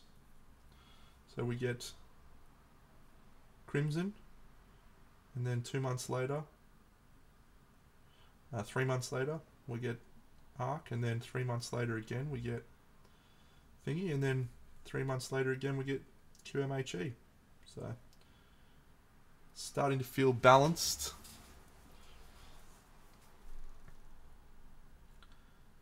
Well, that's why they put it. That's why they added it. For me. Because I told him last year, why can't I enter my Vampire Diorama, you jokers?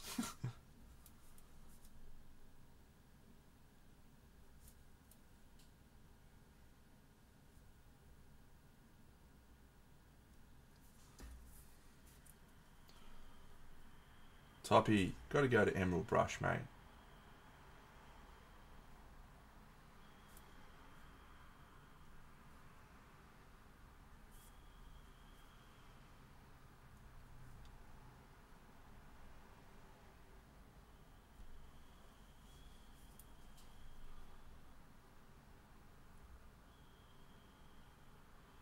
Alright, I'm gonna add some pistachio, I've decided.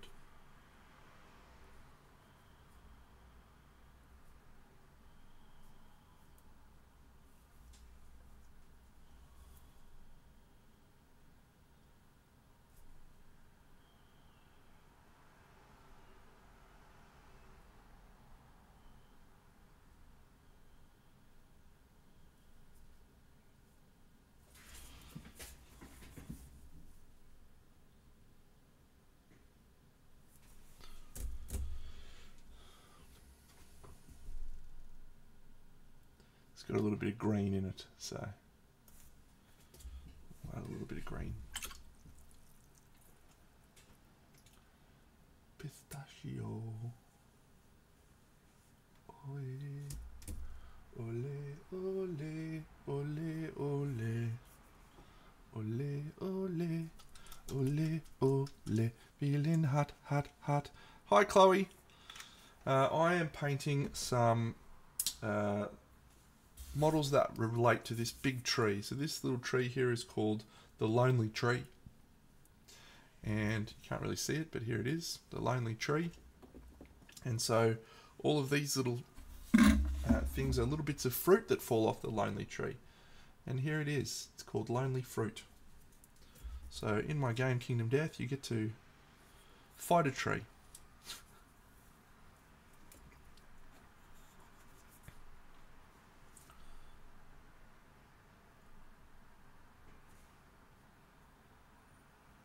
Noted antagonists of the world trees are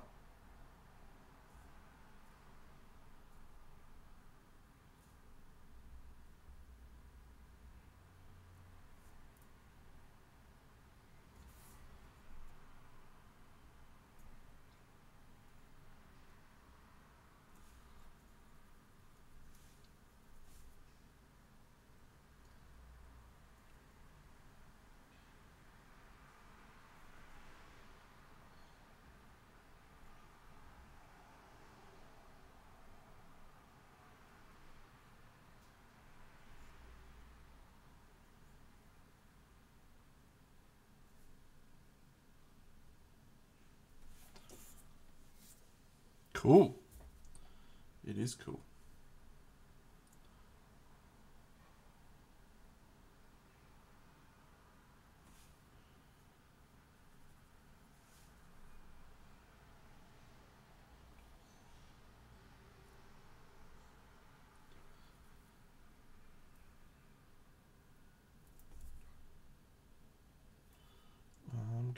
gonna airbrush softly. I'm gonna spray you gently. I'm gonna smooth you sweetly. I'm gonna saturate you completely.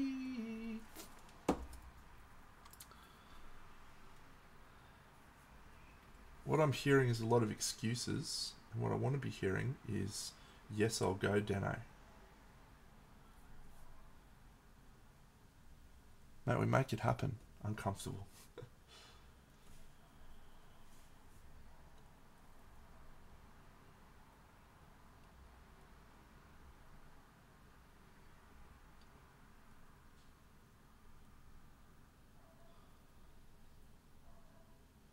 Top. In the words of Master Yoda, do or do not. There is no try. And there's also no, I can't make it because I'm soft.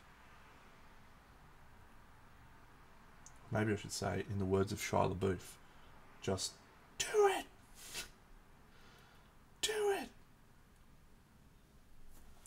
Don't let your dreams be dreams. Oh, I loved that video when it came out. You know what video I'm frothing at the moment? I'm sure everyone's seen it, but if you haven't seen it, it's all time. It's an Australian musical parody comedian guy. His name's Tom Cardy, and he did a little 2-minute song about a Baldur's Gate. I don't know if it's actually a moment that happens in Baldur's Gate or if it's just a overall D&D thing. Anyway, I'm going to post it in the chat right now because it is an absolute fucking crack up. It is probably my favourite thing that I've seen this year. That's a big stretch, but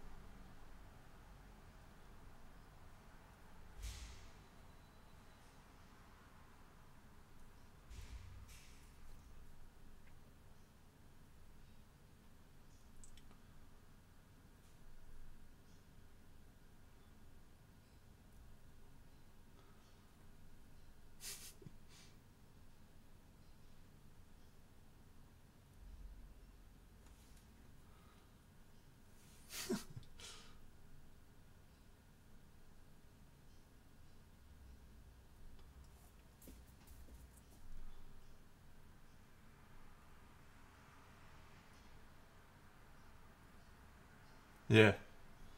He also did one. Have you checked your butthole? Skid up, boot up, butthole.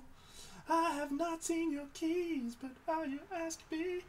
Have you looked up the butthole?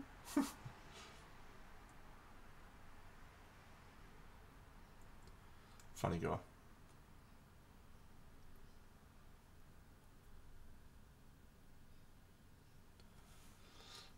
Yep.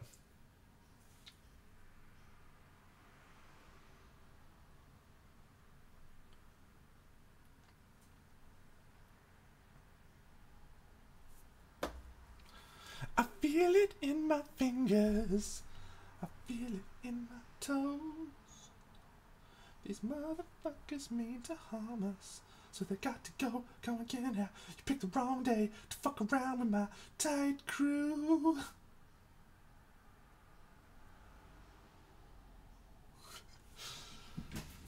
Well, I'm going to visit a dude a little bit later on who sent me a message. He's coming to the class for Will in Brisbane, and he wanted to get some feedback, so I'm going to visit his house. Never met the guy in my life, but I'm sure it'll be fine. Hopefully he doesn't try to murder me. And then after that, I do want to finish painting this lonely tree today so that I can get started on a new Kingdom Death campaign involving said lonely tree. Yeah, man of the people, mate. That's me. And what else have I got on? I tossed up Emma and I might be doing an escape room this afternoon. Off to Taz again in a week and a bit, so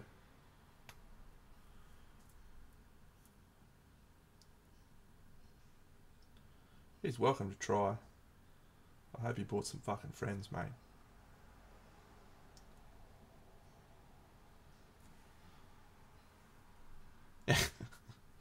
Loot that body! Loot that body! I cast Vicious Mockery. Nat 20, let's go.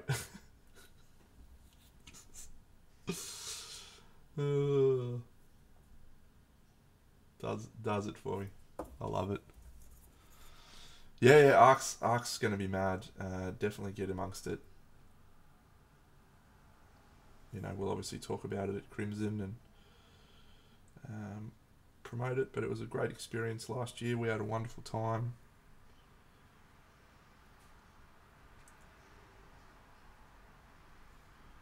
Picked the wrong day to fuck around with my tight crew.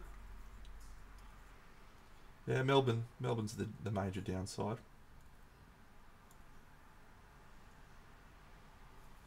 We got to go, gonna get it now.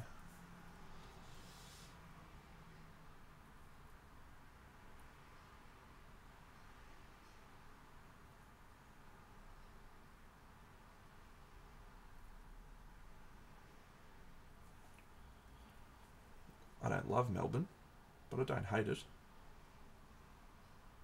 Not like I hate Adelaide. Fuck Adelaide.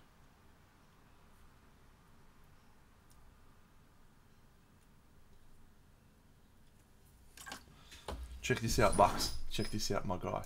Boom! Get amongst it. What a cabinet. What a display. What a beast. What an absolute fucking weapon.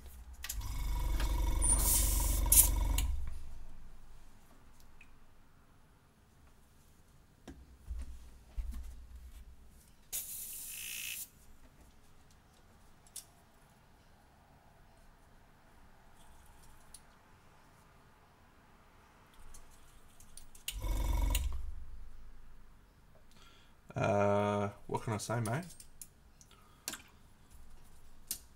Free the sausage. Free the sausage. That it's got 5 shelves. That's 3. Yeah.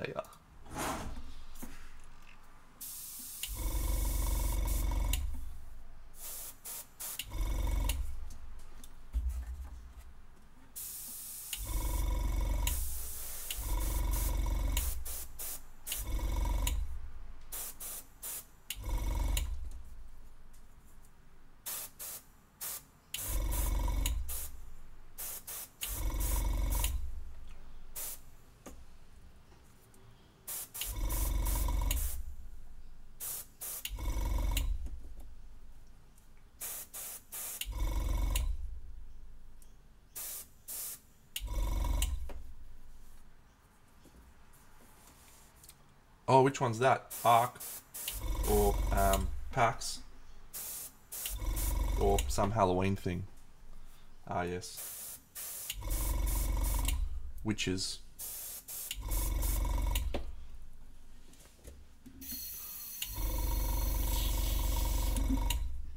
Fun, buddy.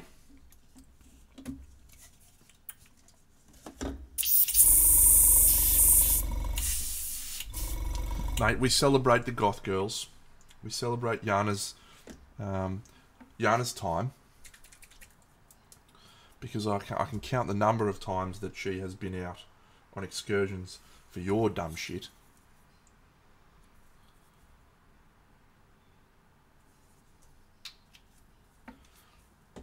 what's on this afternoon is, are we going to buy Star Wars?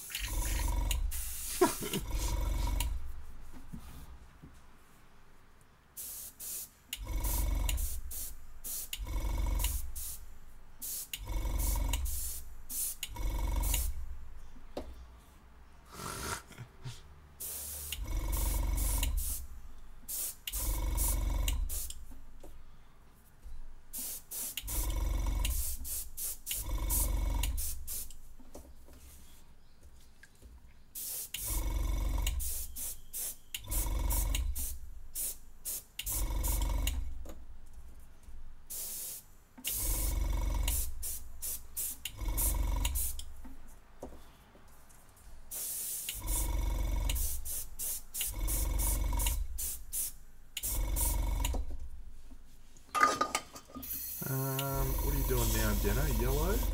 Bit of yellow, maybe? Maybe a bit of yellow. And it was called Yellow.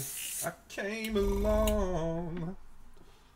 Good on you, buddy. Look forward to hearing from you. You'll have a great time. We love you. And your family. But mostly you.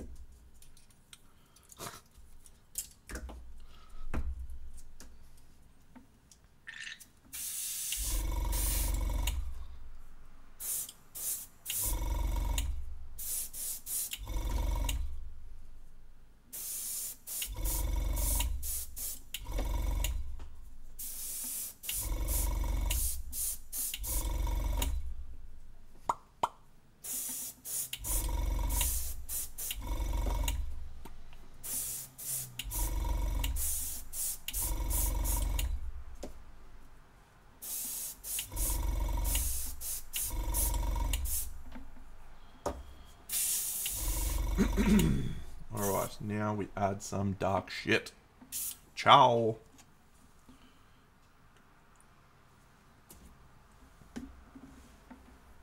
That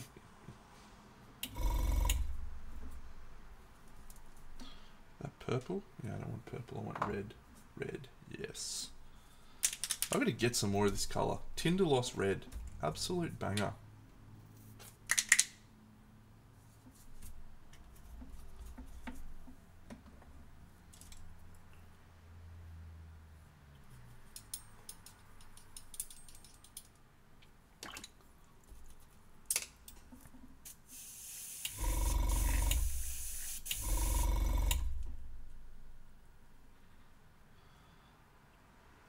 No, it's a scale fantasy.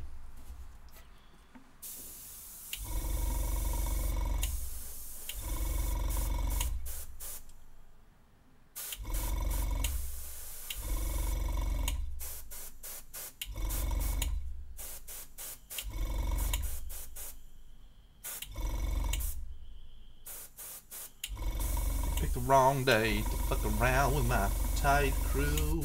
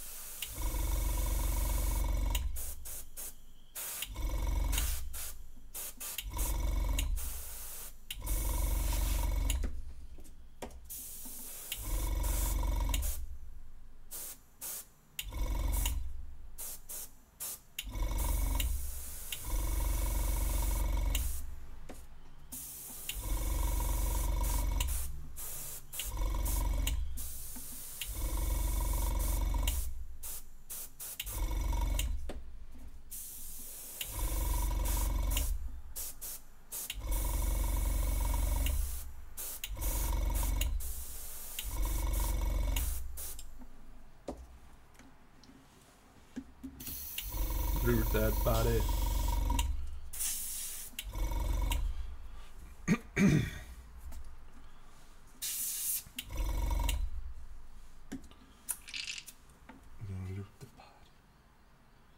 Soul Yellow. Great yellow. Is that the colour I want to use? Probably not. Ink, I think. Inktense Yellow. Get amongst it. Oh, that's not going to work.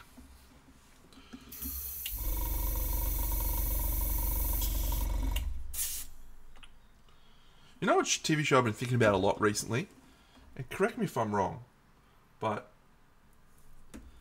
the first season of Heroes is still, to this day, one of the best seasons of television ever. Tell me I'm wrong.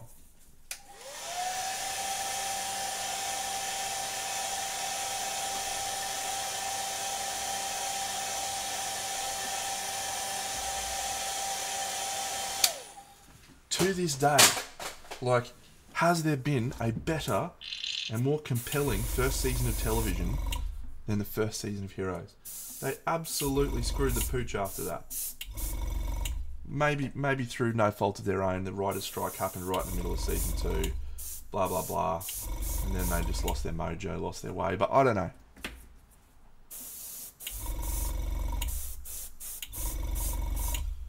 Season 1 of Heroes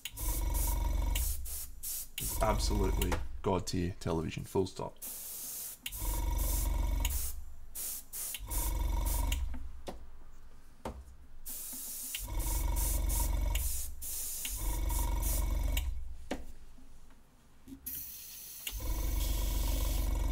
Never watched Supernatural, and I can't get on board with a 13th season of a show being one of the greatest seasons of television ever. You've lost like 80% of your fandom by that time.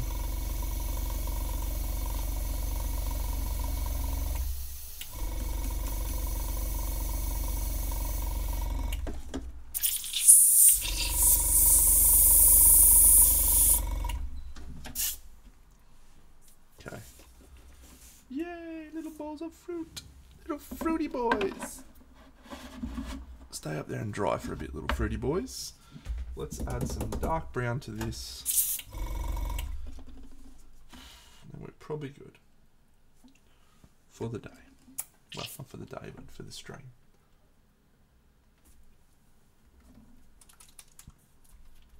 Season 4 of Stranger Things. Excellent season of television.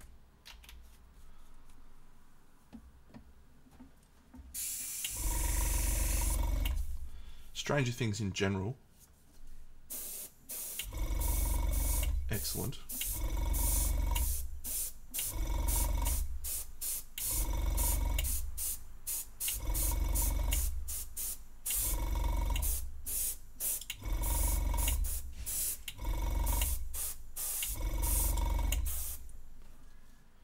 No.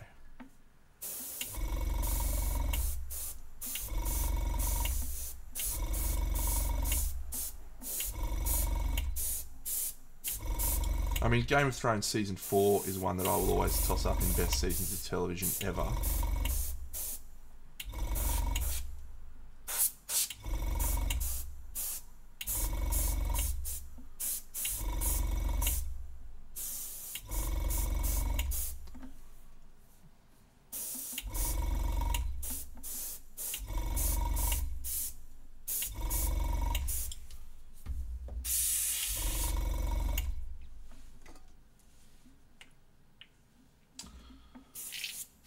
Just trying to think what else would fall into that category.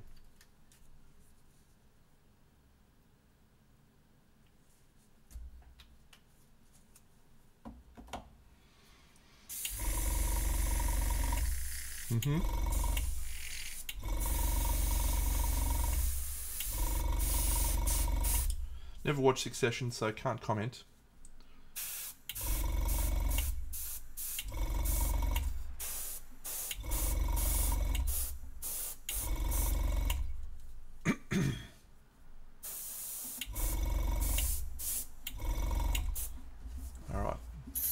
Changed my mind with switching to brush. Changing sides.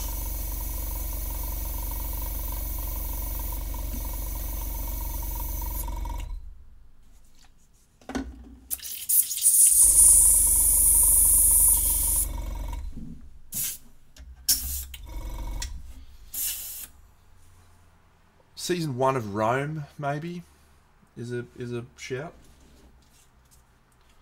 First season of Westworld was very good, yeah.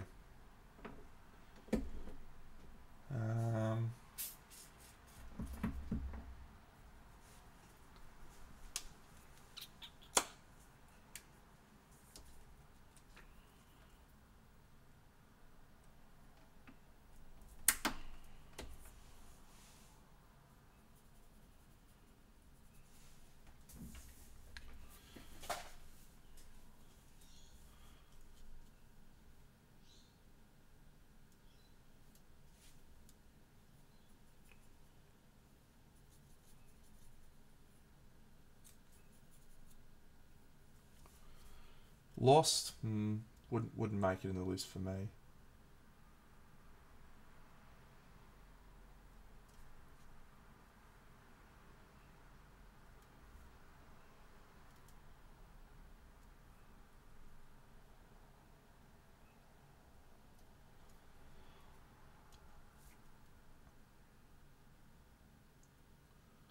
Like when I think back of shows that I've watched in the last few years that blew me away, you know, Battlestar Galactica, The Expanse. I wasn't frothing The Expanse after the first season. Well, I was enjoying it, but I didn't think it was as good as it was going to get.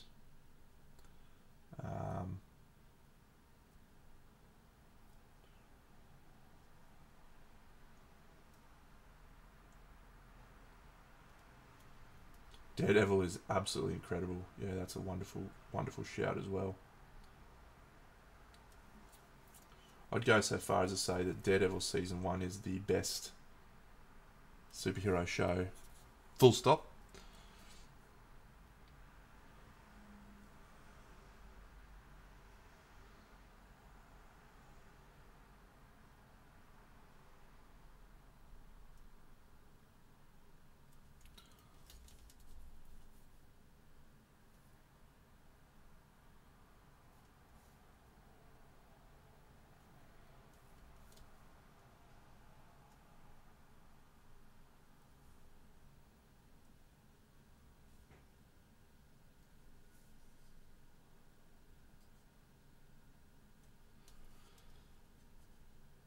Still haven't watched The Boys.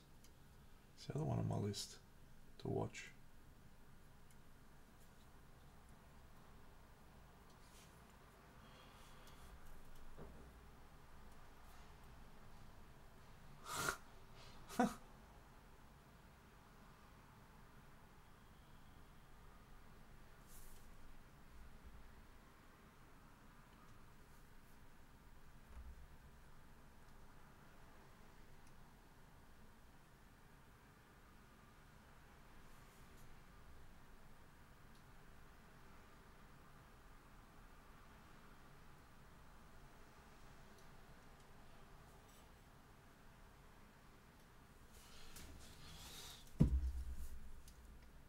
I mean, Arcane blew me away for artistic reasons.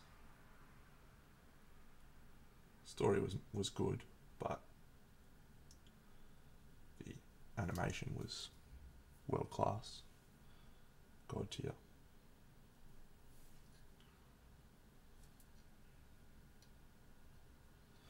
I'm struggling to think of anything that matches up to Heroes Season 1 for the impact that it had, in my opinion.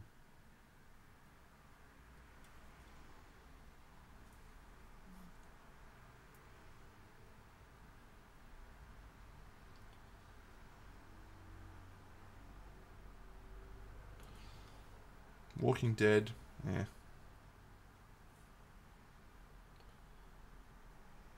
So I'll make a controversial statement that you may or may not think is controversial.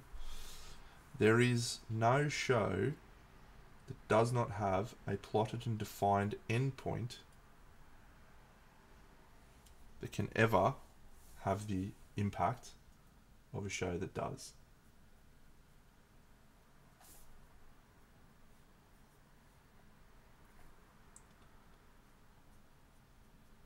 Like Battlestar Galactica had 4 seasons or whatever it was, planned start to finish, and they put in stuff in the first season that they didn't then, or that they brought home in the end.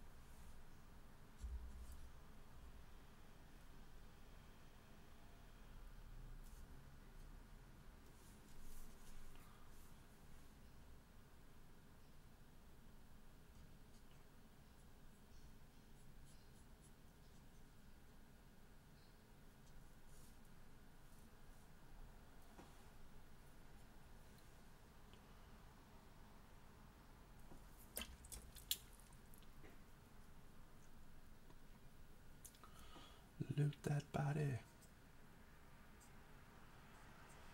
Loot that body.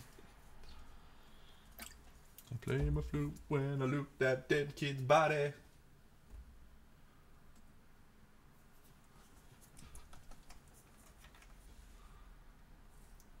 Orange, brown. Sure, I got light brown. Where are you? Ah, yes, deep brown. It's a deep brown. It's so deep.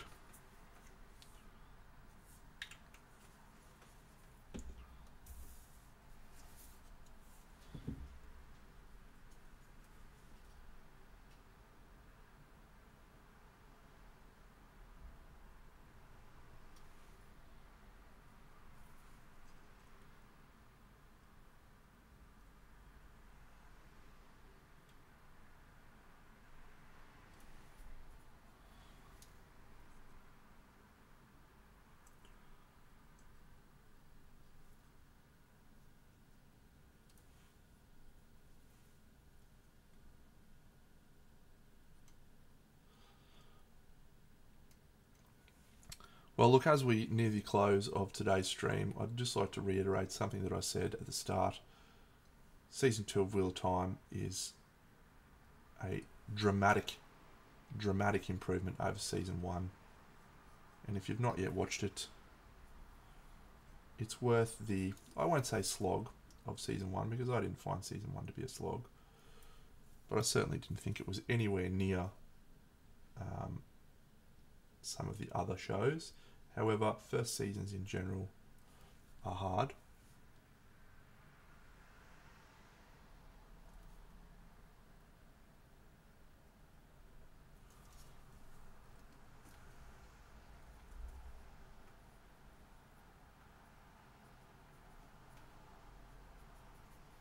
And it's well worth it. Unless it's Heroes, which continues to be the greatest television show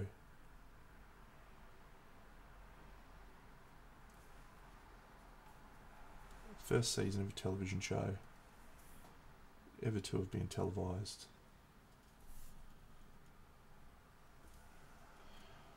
Of Daredevil.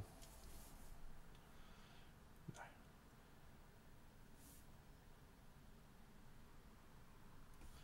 Daredevil was really good, wasn't it? Like, really, really good.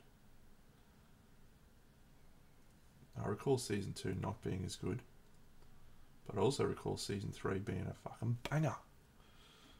Yeah, Wheel Time season 2 really was good. Really, really good.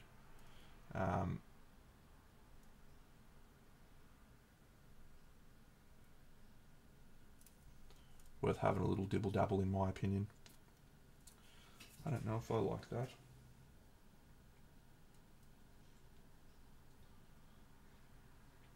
I'll have to think about that. Yeah.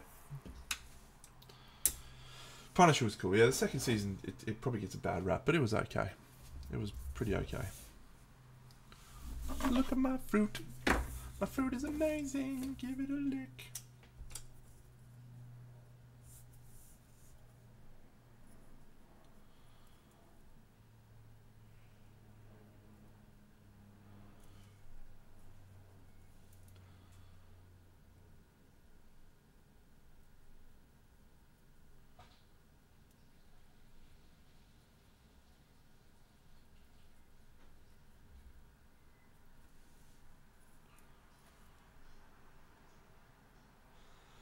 So at this point in time, friends, my plan is to be back for tomorrow night for Party Monday. However, that was my intent for last week as well, and just couldn't put it together. Had a long day at work. Got home, just wanted to play Kingdom Death, so I played Kingdom Death. I was going to stream it, but then I thought, nah, I'll just play. I'll just play and enjoy it. First season of Ted Lasso was very nice. I don't think the show really found its absolute purest voice until season 2, because it just dived into a little bit more of why Ted was who he was. I think the second season made the first season significantly better.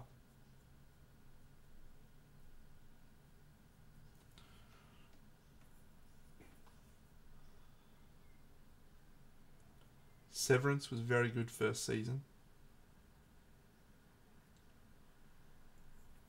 Too many unanswered questions for me with Severance for it to be considered.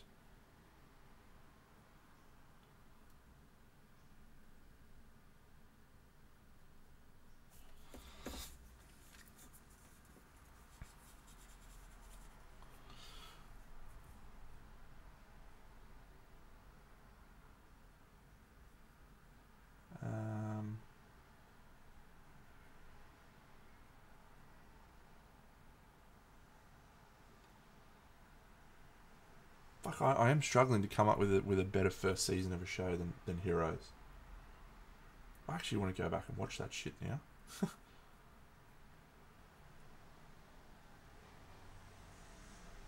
Peter Petrelli! Hiro Nakamura.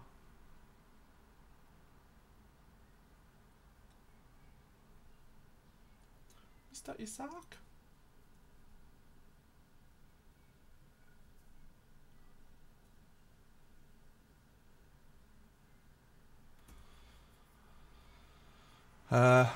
I've still not watched Vikings. It's been on my list for years. I watched the first episode. I liked it.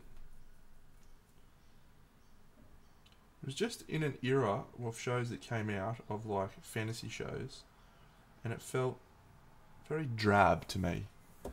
I know that's not a fair thing to say because it's a fucking drab time. But I just found it so difficult to tell all of the people apart because they're all wearing brown.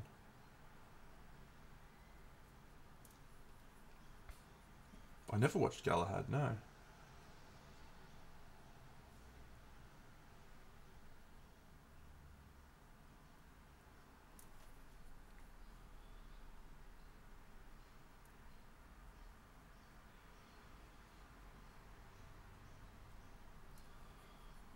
What was it about?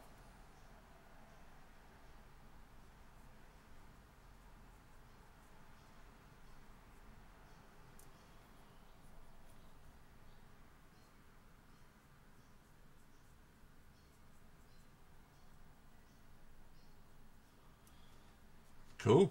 I probably would enjoy it.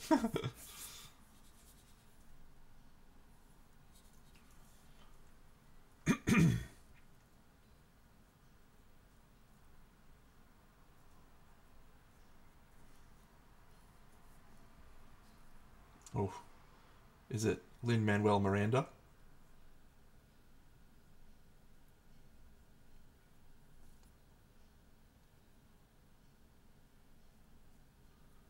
I love that guy.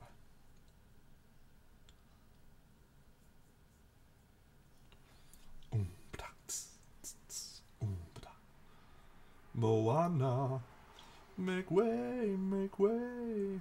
Moana, it's time you knew. The village of Motunui is all you need.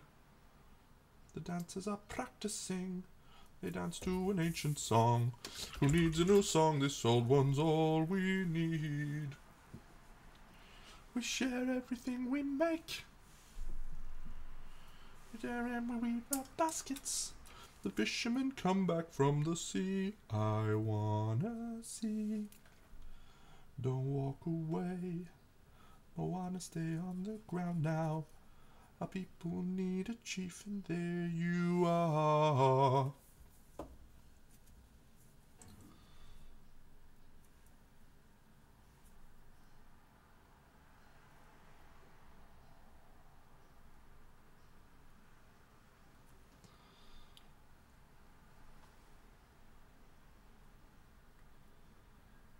There comes a day.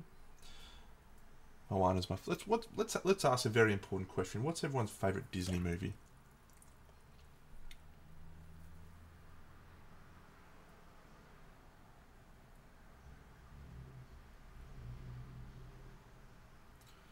Up until Moana came out, I would have said The Little Mermaid was my favourite, or Mulan. Or Beauty and the Beast. One of those. No, Disney movie, mate. Cartoons. Come on.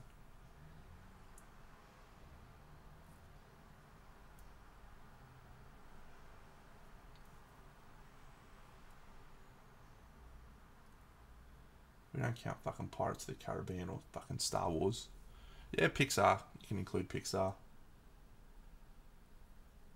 Inside Out would be on the list then, I guess.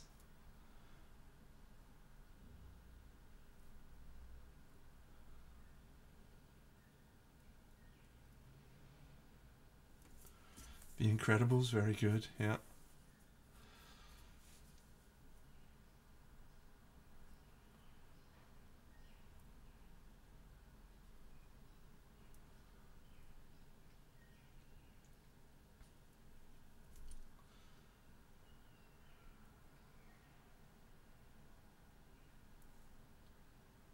I love Moana. Probably my favourite. How to Train Your Dragon was very good.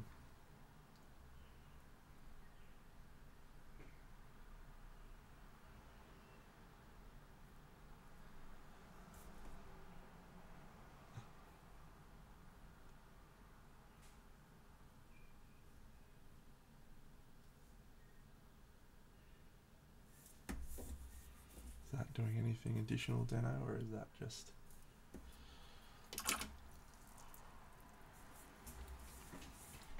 Probably not necessary, buddy. Probably wasting your time.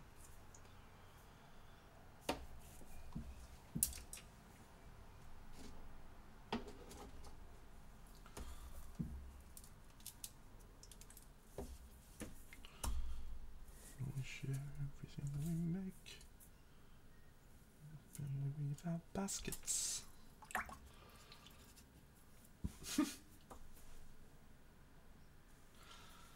Dropping some bombs, aren't ya, Minimancer? Come on, mate. The Lion King, Little Mermaid, Tangled. Fucking amazing films. What is wrong with you? Toy Story.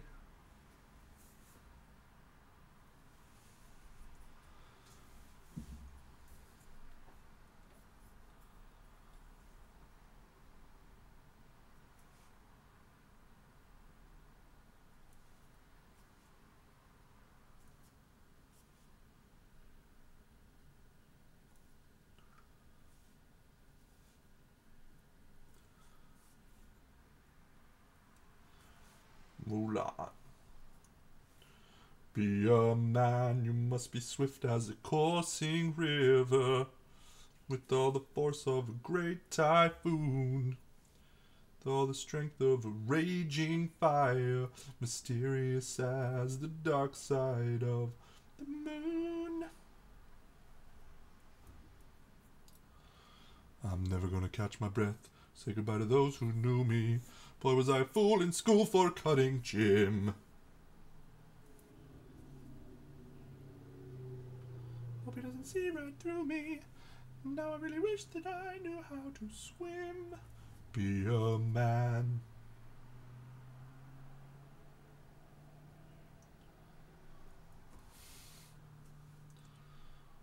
What do we want? A girl worth fighting for.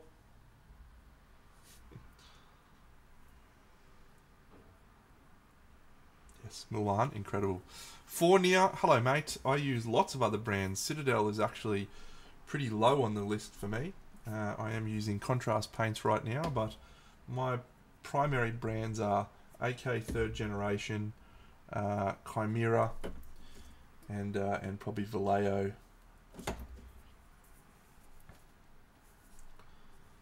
But there's some things that contrast paints do really well, and this is one of them. I just bang some contrast paints on my bases. Saves me from having to do any actual painting properly at all.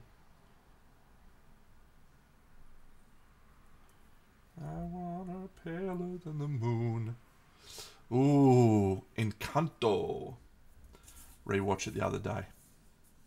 I'm not going to go against you here, mate. It was okay.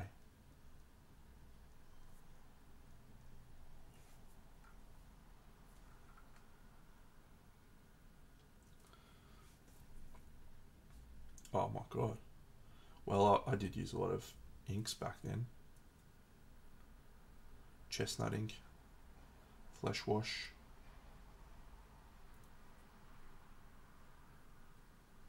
Brown ink, fuck, brown ink got some work done. My mate Gav used to call me brown with a wash, Deno. Because that was just how I painted everything. Not much has changed, really. Wonder how young Gavin's doing. Haven't seen him for quite a while now. Been a couple of years. He was on the stream early on, young Gav. Fournier contrast paints, so they act in a very similar way to washes. So they're a transparent pigment, and they are painted over an area that has texture or shape, and as they dry they will slowly sink into the recesses of the model, and you will get lighter and darker areas as a result of that. So they're quicker than normal paints because you don't need to highlight or shade as much. And yeah, so I use them a fair bit for things like what I'm doing right now.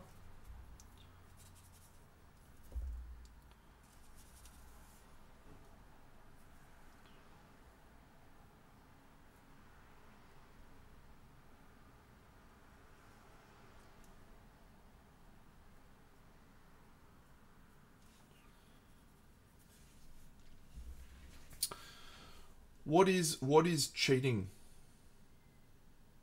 What is cheating for now? If we look up the definition of cheating in the dictionary, it's breaking the rules. And one of the truths of life is that there are no rules in art. There are no rules in art. Art is about results and feelings.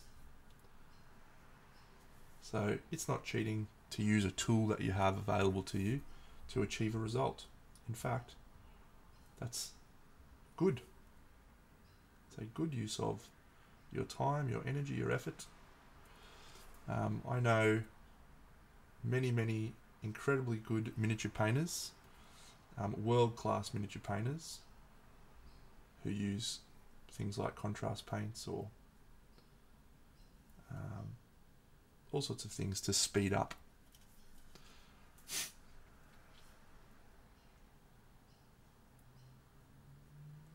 So I think it's an important one to get out of your mindset that anything that you do in miniature painting is cheating, because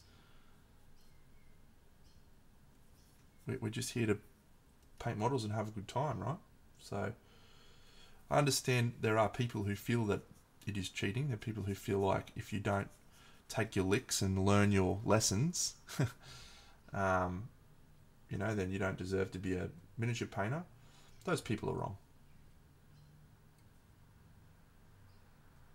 Those people are being gatekeeping wankers. Paint models however you want. Have a good time. That's all. And there would probably be people who would consider me as one of the better painters out there. Those people would be wrong, but for the sake of argument, let's say they're right.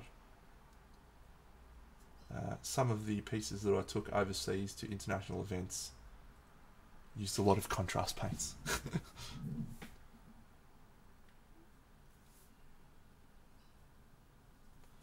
So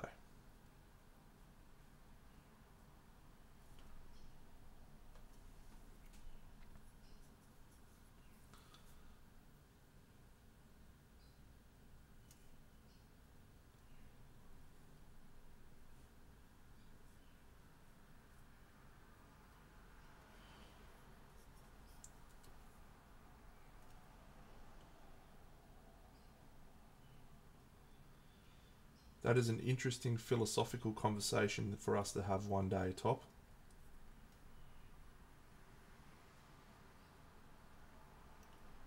Is AI art cheating?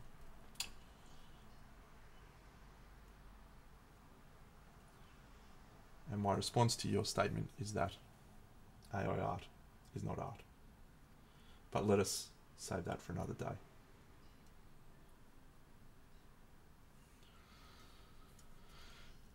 That's it for near, mate. You just got to have your goal in mind. I think I talk about this in one of my magnificent articles, which is very worthwhile reading. But you need to understand your goal. When you sit down at a table to paint a little toy soldier, why are you doing it? If you're doing it because you want to improve your technical ability, thank you, mate. I appreciate that. Then potentially using contrast paints and doing that is not the right approach. But if your goal is to complete a model and have a cool paint job, then using contrast paints is absolutely the right approach. So the only person who can answer that question for you is, are contrast paints a good decision for you to use, or is you when you answer that question for yourself. What is my goal that I'm trying to achieve when I sit down to paint today? My goal with this model is to have it painted so I can put it on my next Kingdom Death playthrough and it be fully painted. So that doesn't require me to utilize magnificent skills in painting it. It requires me to make it look good.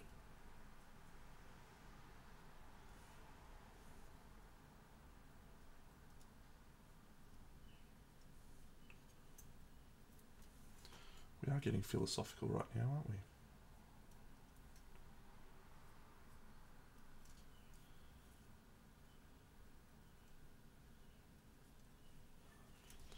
Oh, what a great article, Top.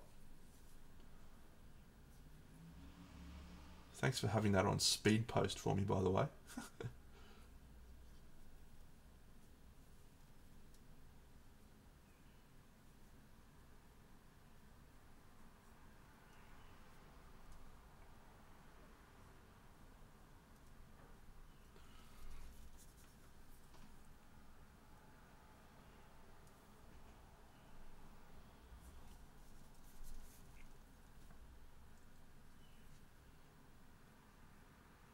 What's the time? 10:15. All right.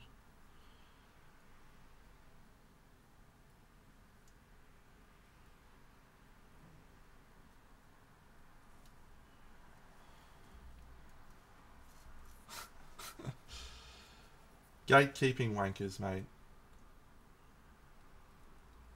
I'm sure if we looked into the psychology of why that happens, it would be because most people that are gatekeeping wankers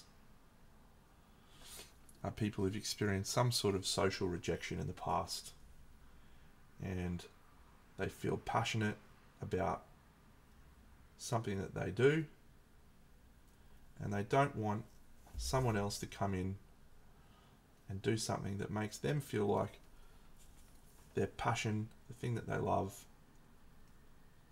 is diminished, or that they are not going to be able to experience it in the same way.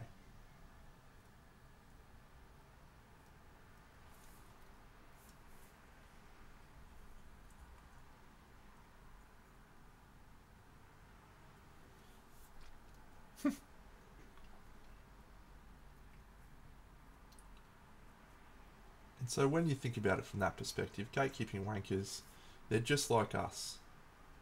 They're just super nerds who are really excited about whatever it is they're talking about or gatekeeping, and they just don't know how to share that experience with other people.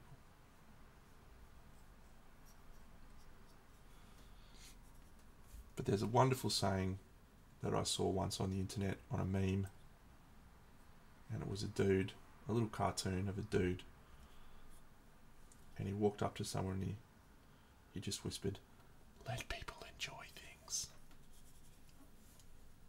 And that's a great mantra for life, isn't it? Just let people enjoy things. It doesn't have to be the same way that you enjoy them. Yes, absolutely, nerds are socially inept.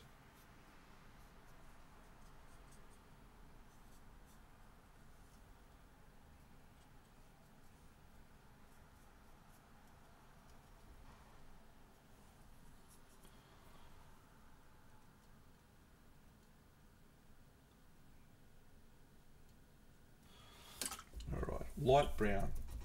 I've kept going here. I found a second wind. I was ready to stop, and now I'm back in. I'm back in the zone. Where's my light brown at? There it is.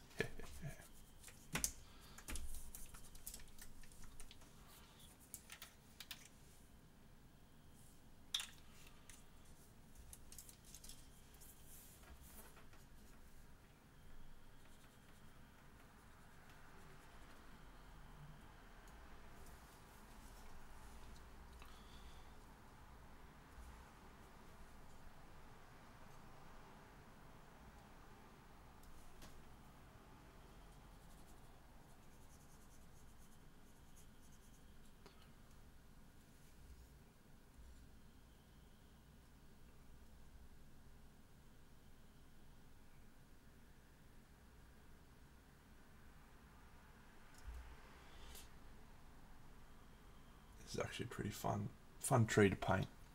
Some trees you get, they're a real struggle. You just want to leaf them halfway.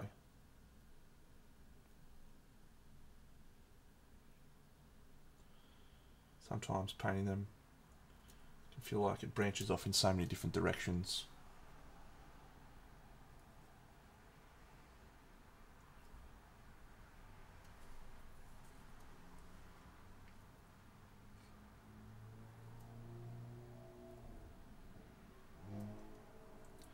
Come on, give me something, friends. That was good.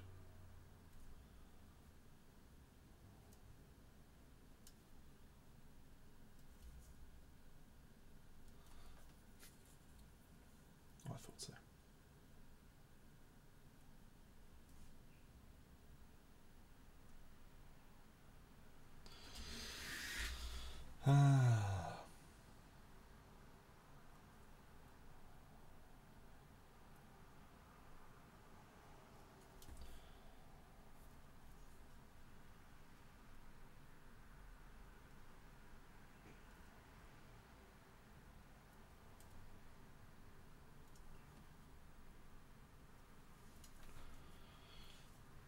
What a cool feeling to have my whole Kingdom Death collection painted.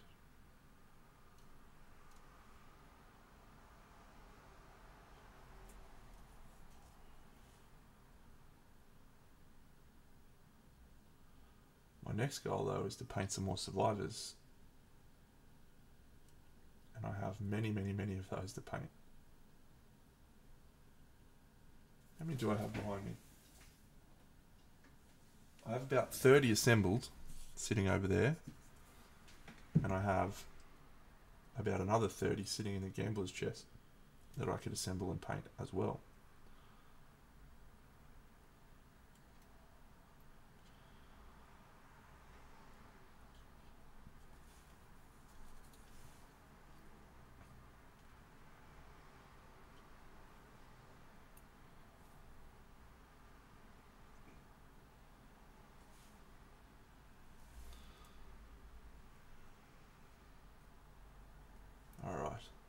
this is going to look good. I'm going to do an airbrush of a contrast paint towards the end. And that will make this all homogenize nicely.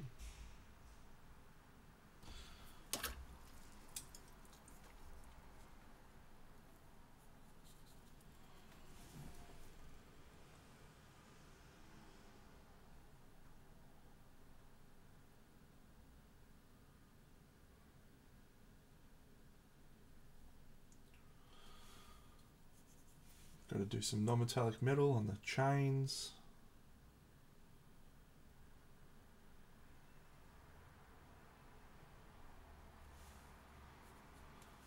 Paint some lanterns. Paint some leaves.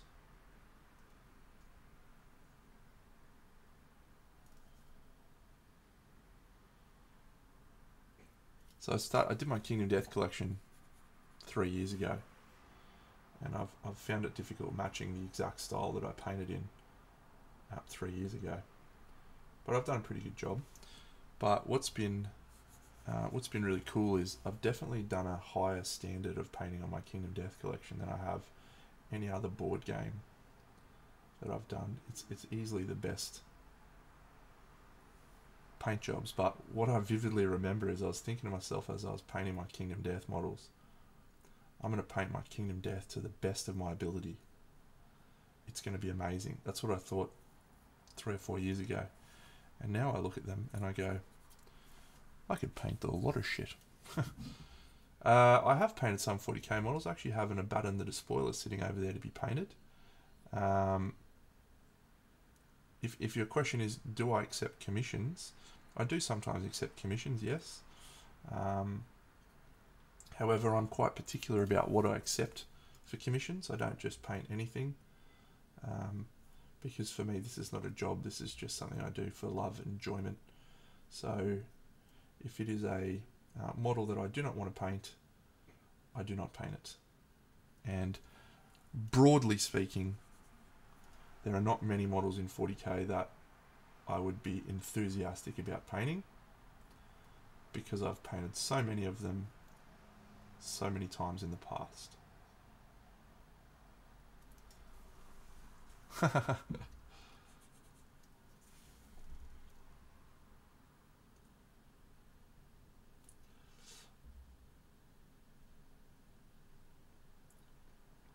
Again, it depends on the models. You know, there's certainly some models that I'd like to paint. You know, there's a lot of Eldar that are really nice, like Eldar. Didn't paint a massive amount of Eldar. Space Marines would not be on the list.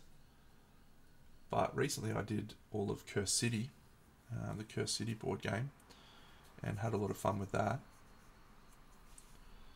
So yeah, it's not out of the realms of possibility, but it's probably unlikely.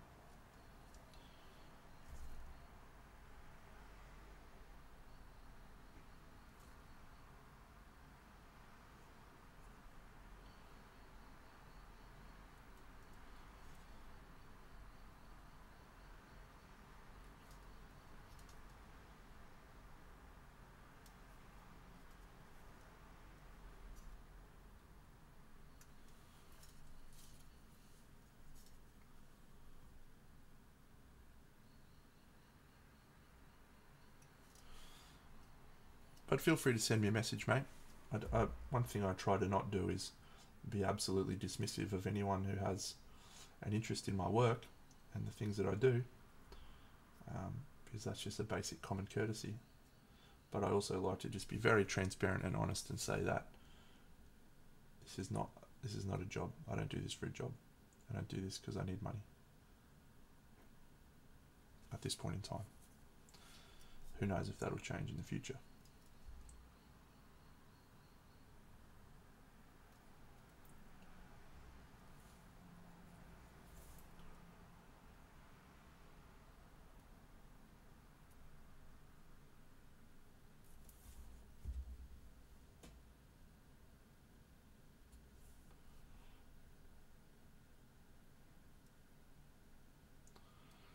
You are not asking too many questions at all, mate. The whole value and purpose of this stream is for people to ask me questions.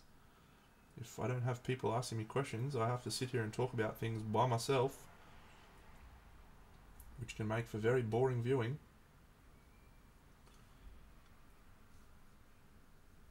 So generally just start singing songs. Ah, awesome. It's a wonderful hobby, mate. Very relaxing, fulfilling.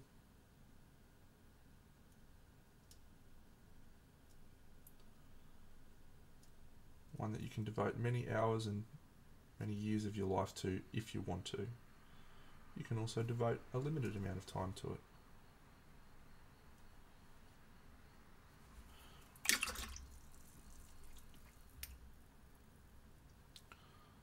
Yeah.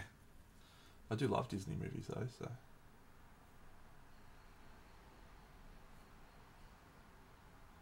few years ago I went on a holiday with my family, my sister, my mum and dad, my, at the time, girlfriend, my 1-year-old niece, and we had a road trip across Europe, across Germany. We drove from Salzburg in Austria all the way to Berlin.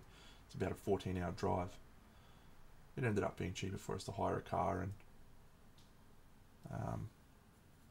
do that trip than it was to buy X amount of tickets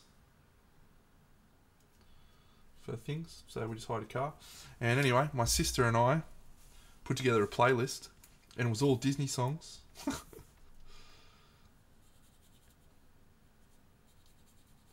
And my brother-in-law, who's a wonderful, wonderful man, did not grow up with Disney.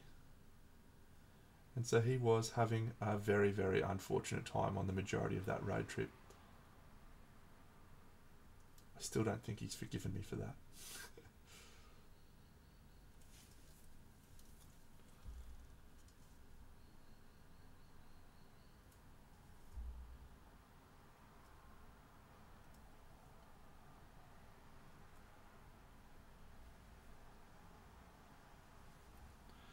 Yeah. It's fucking Aladdin. A whole new world. And of course me and my sister are just jamming because we know the words, because we love it. And he's just having the worst time. It's good. It's good memories.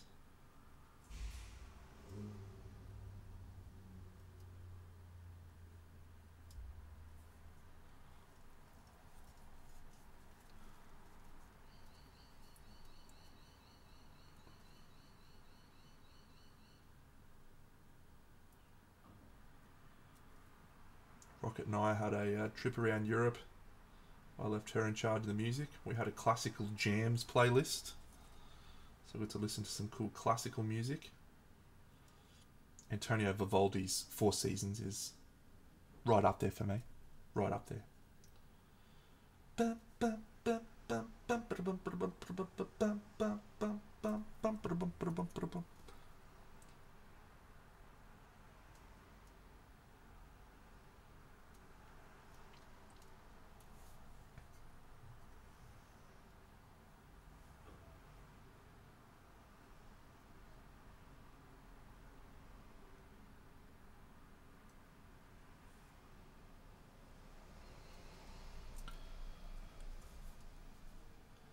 Yes, Vivaldi is the GOAT.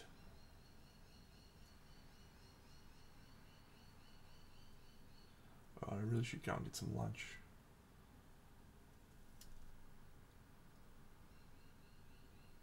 But I'm having an enjoyable time painting this, which is a nice thing. It's been sitting on my desk for about a week, and I've been like, oh, got to get started on that thing. Need it for my next videos. And so there was that little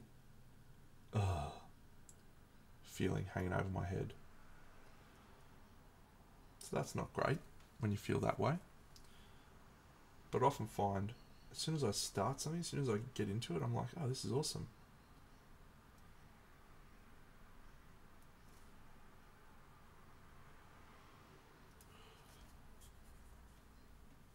Who would you say is the GOAT top of classical?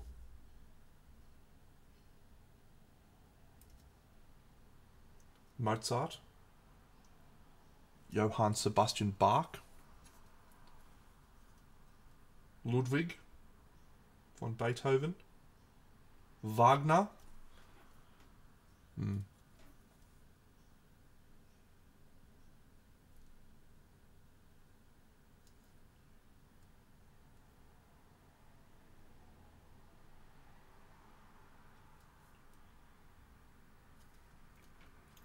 That's another interesting conversation, mate. We should have one day.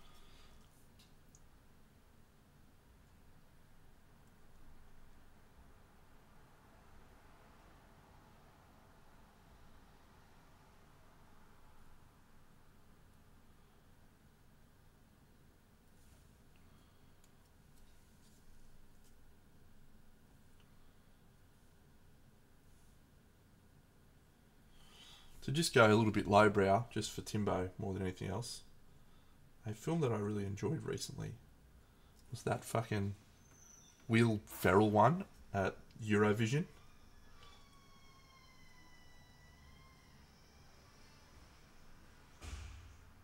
Actually quite a good film. Quite funny.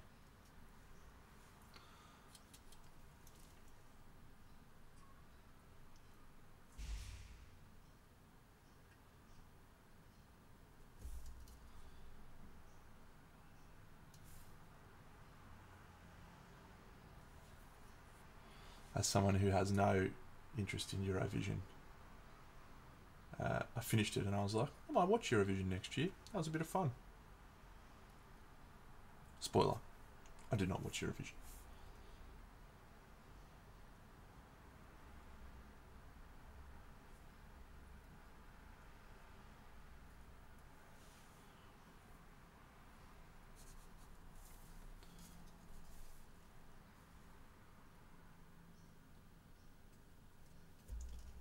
My mind, Waterloo, destiny on a shelf, Waterloo.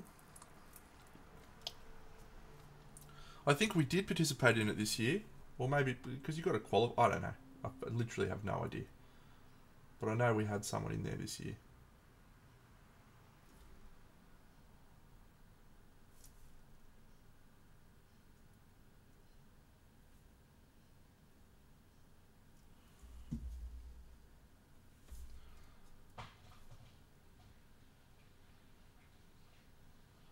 Alright, I've got to eat lunch. I can feel my energy reserves flagging. The big man needs to eat some food.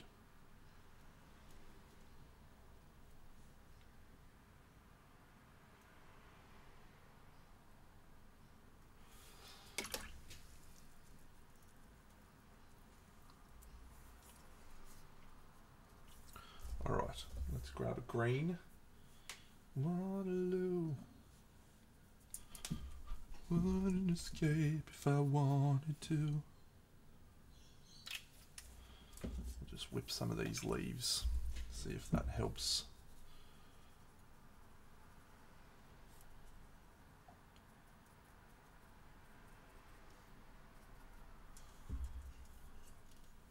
See you, buddy. I'll try not to be soft. No promises.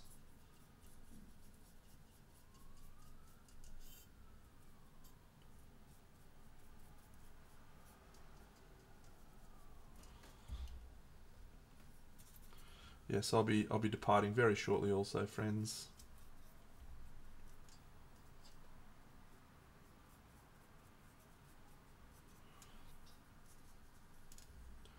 There's a lot of models coming out for this game in the next few years that are absolutely wild. If you thought some of the stuff that was already coming out was wild, the shit that is coming out in the next few years for this game is absolutely top tier crazy shit.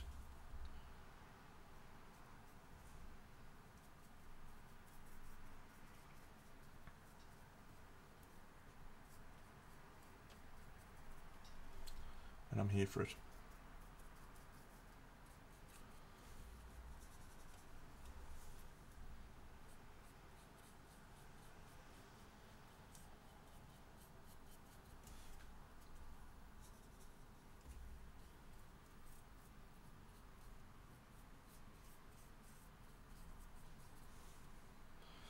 Gold Smoke Knight is absolutely one of the best models for sure, but some of the stuff that's coming in the next few years is nuts. It's like just really weird and out there.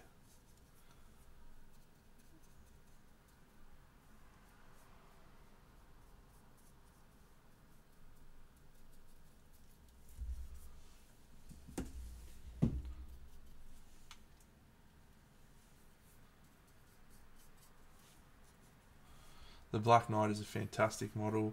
The Honeycomb Weaver is wild. The bee, there's a giant bee with a baby's face. It's fucking crazy. The Ivory Dragon, the Sparrow Dragon looks crazy. The Dragon Sparrow guy, he looks legit. Pariah. The Screaming God is crazy. But yeah, if you want to be absolutely have your socks knocked off, go and look up Kingdom Death Ivory Dragon, and tell me if you don't think that's the wildest shit you've ever seen.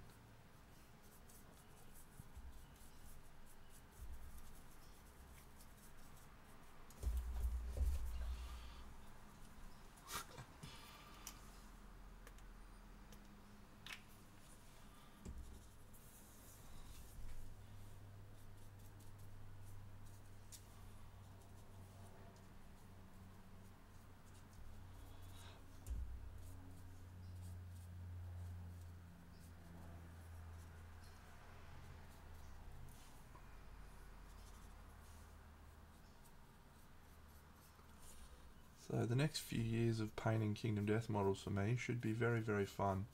I've absolutely made a commitment to play fully painted with this game that I've adhered to.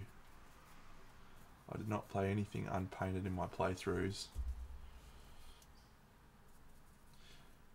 I think this year I'm just gonna pull the trigger on everything. I was sitting there asking myself, like, I've got the money now. I might not have the money in the future. I'll regret not getting it because I just want to have everything in this game. So I think I'm just going to drop the lot. That might mean I end up with 2 Black Knights. But I'm doing it. I kind of regret not doing it last year. A little bit. But are they removing him from the bundles? That is good news for the big dog.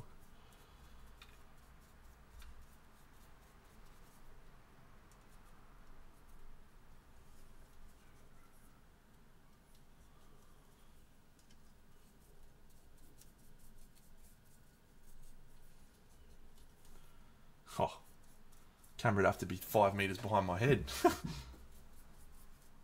I'll do it though.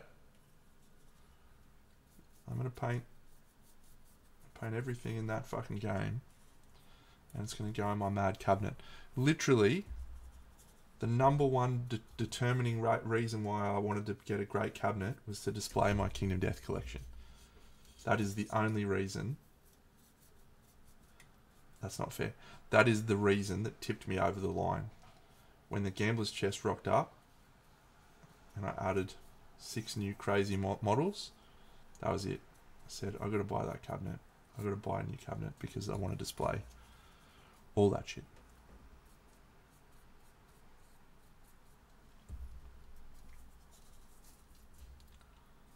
How tall is it?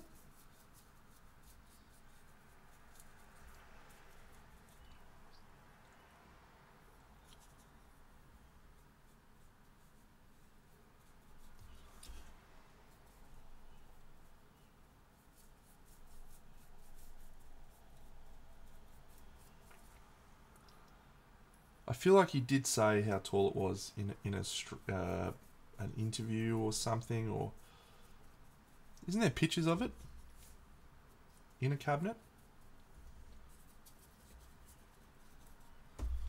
I'll make it fit, mate.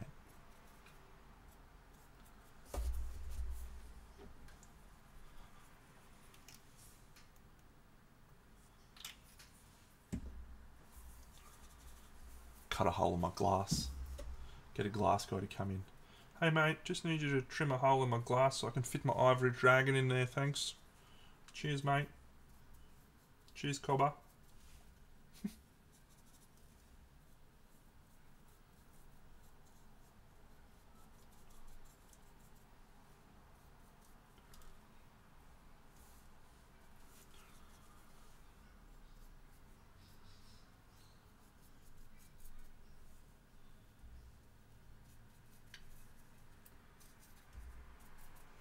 Alright. I'm going to leave this to dry. Do some more airbrushing. Might finish this today, or maybe this will be what I'll do tomorrow on stream. Finish this tomorrow on stream. That could be fun.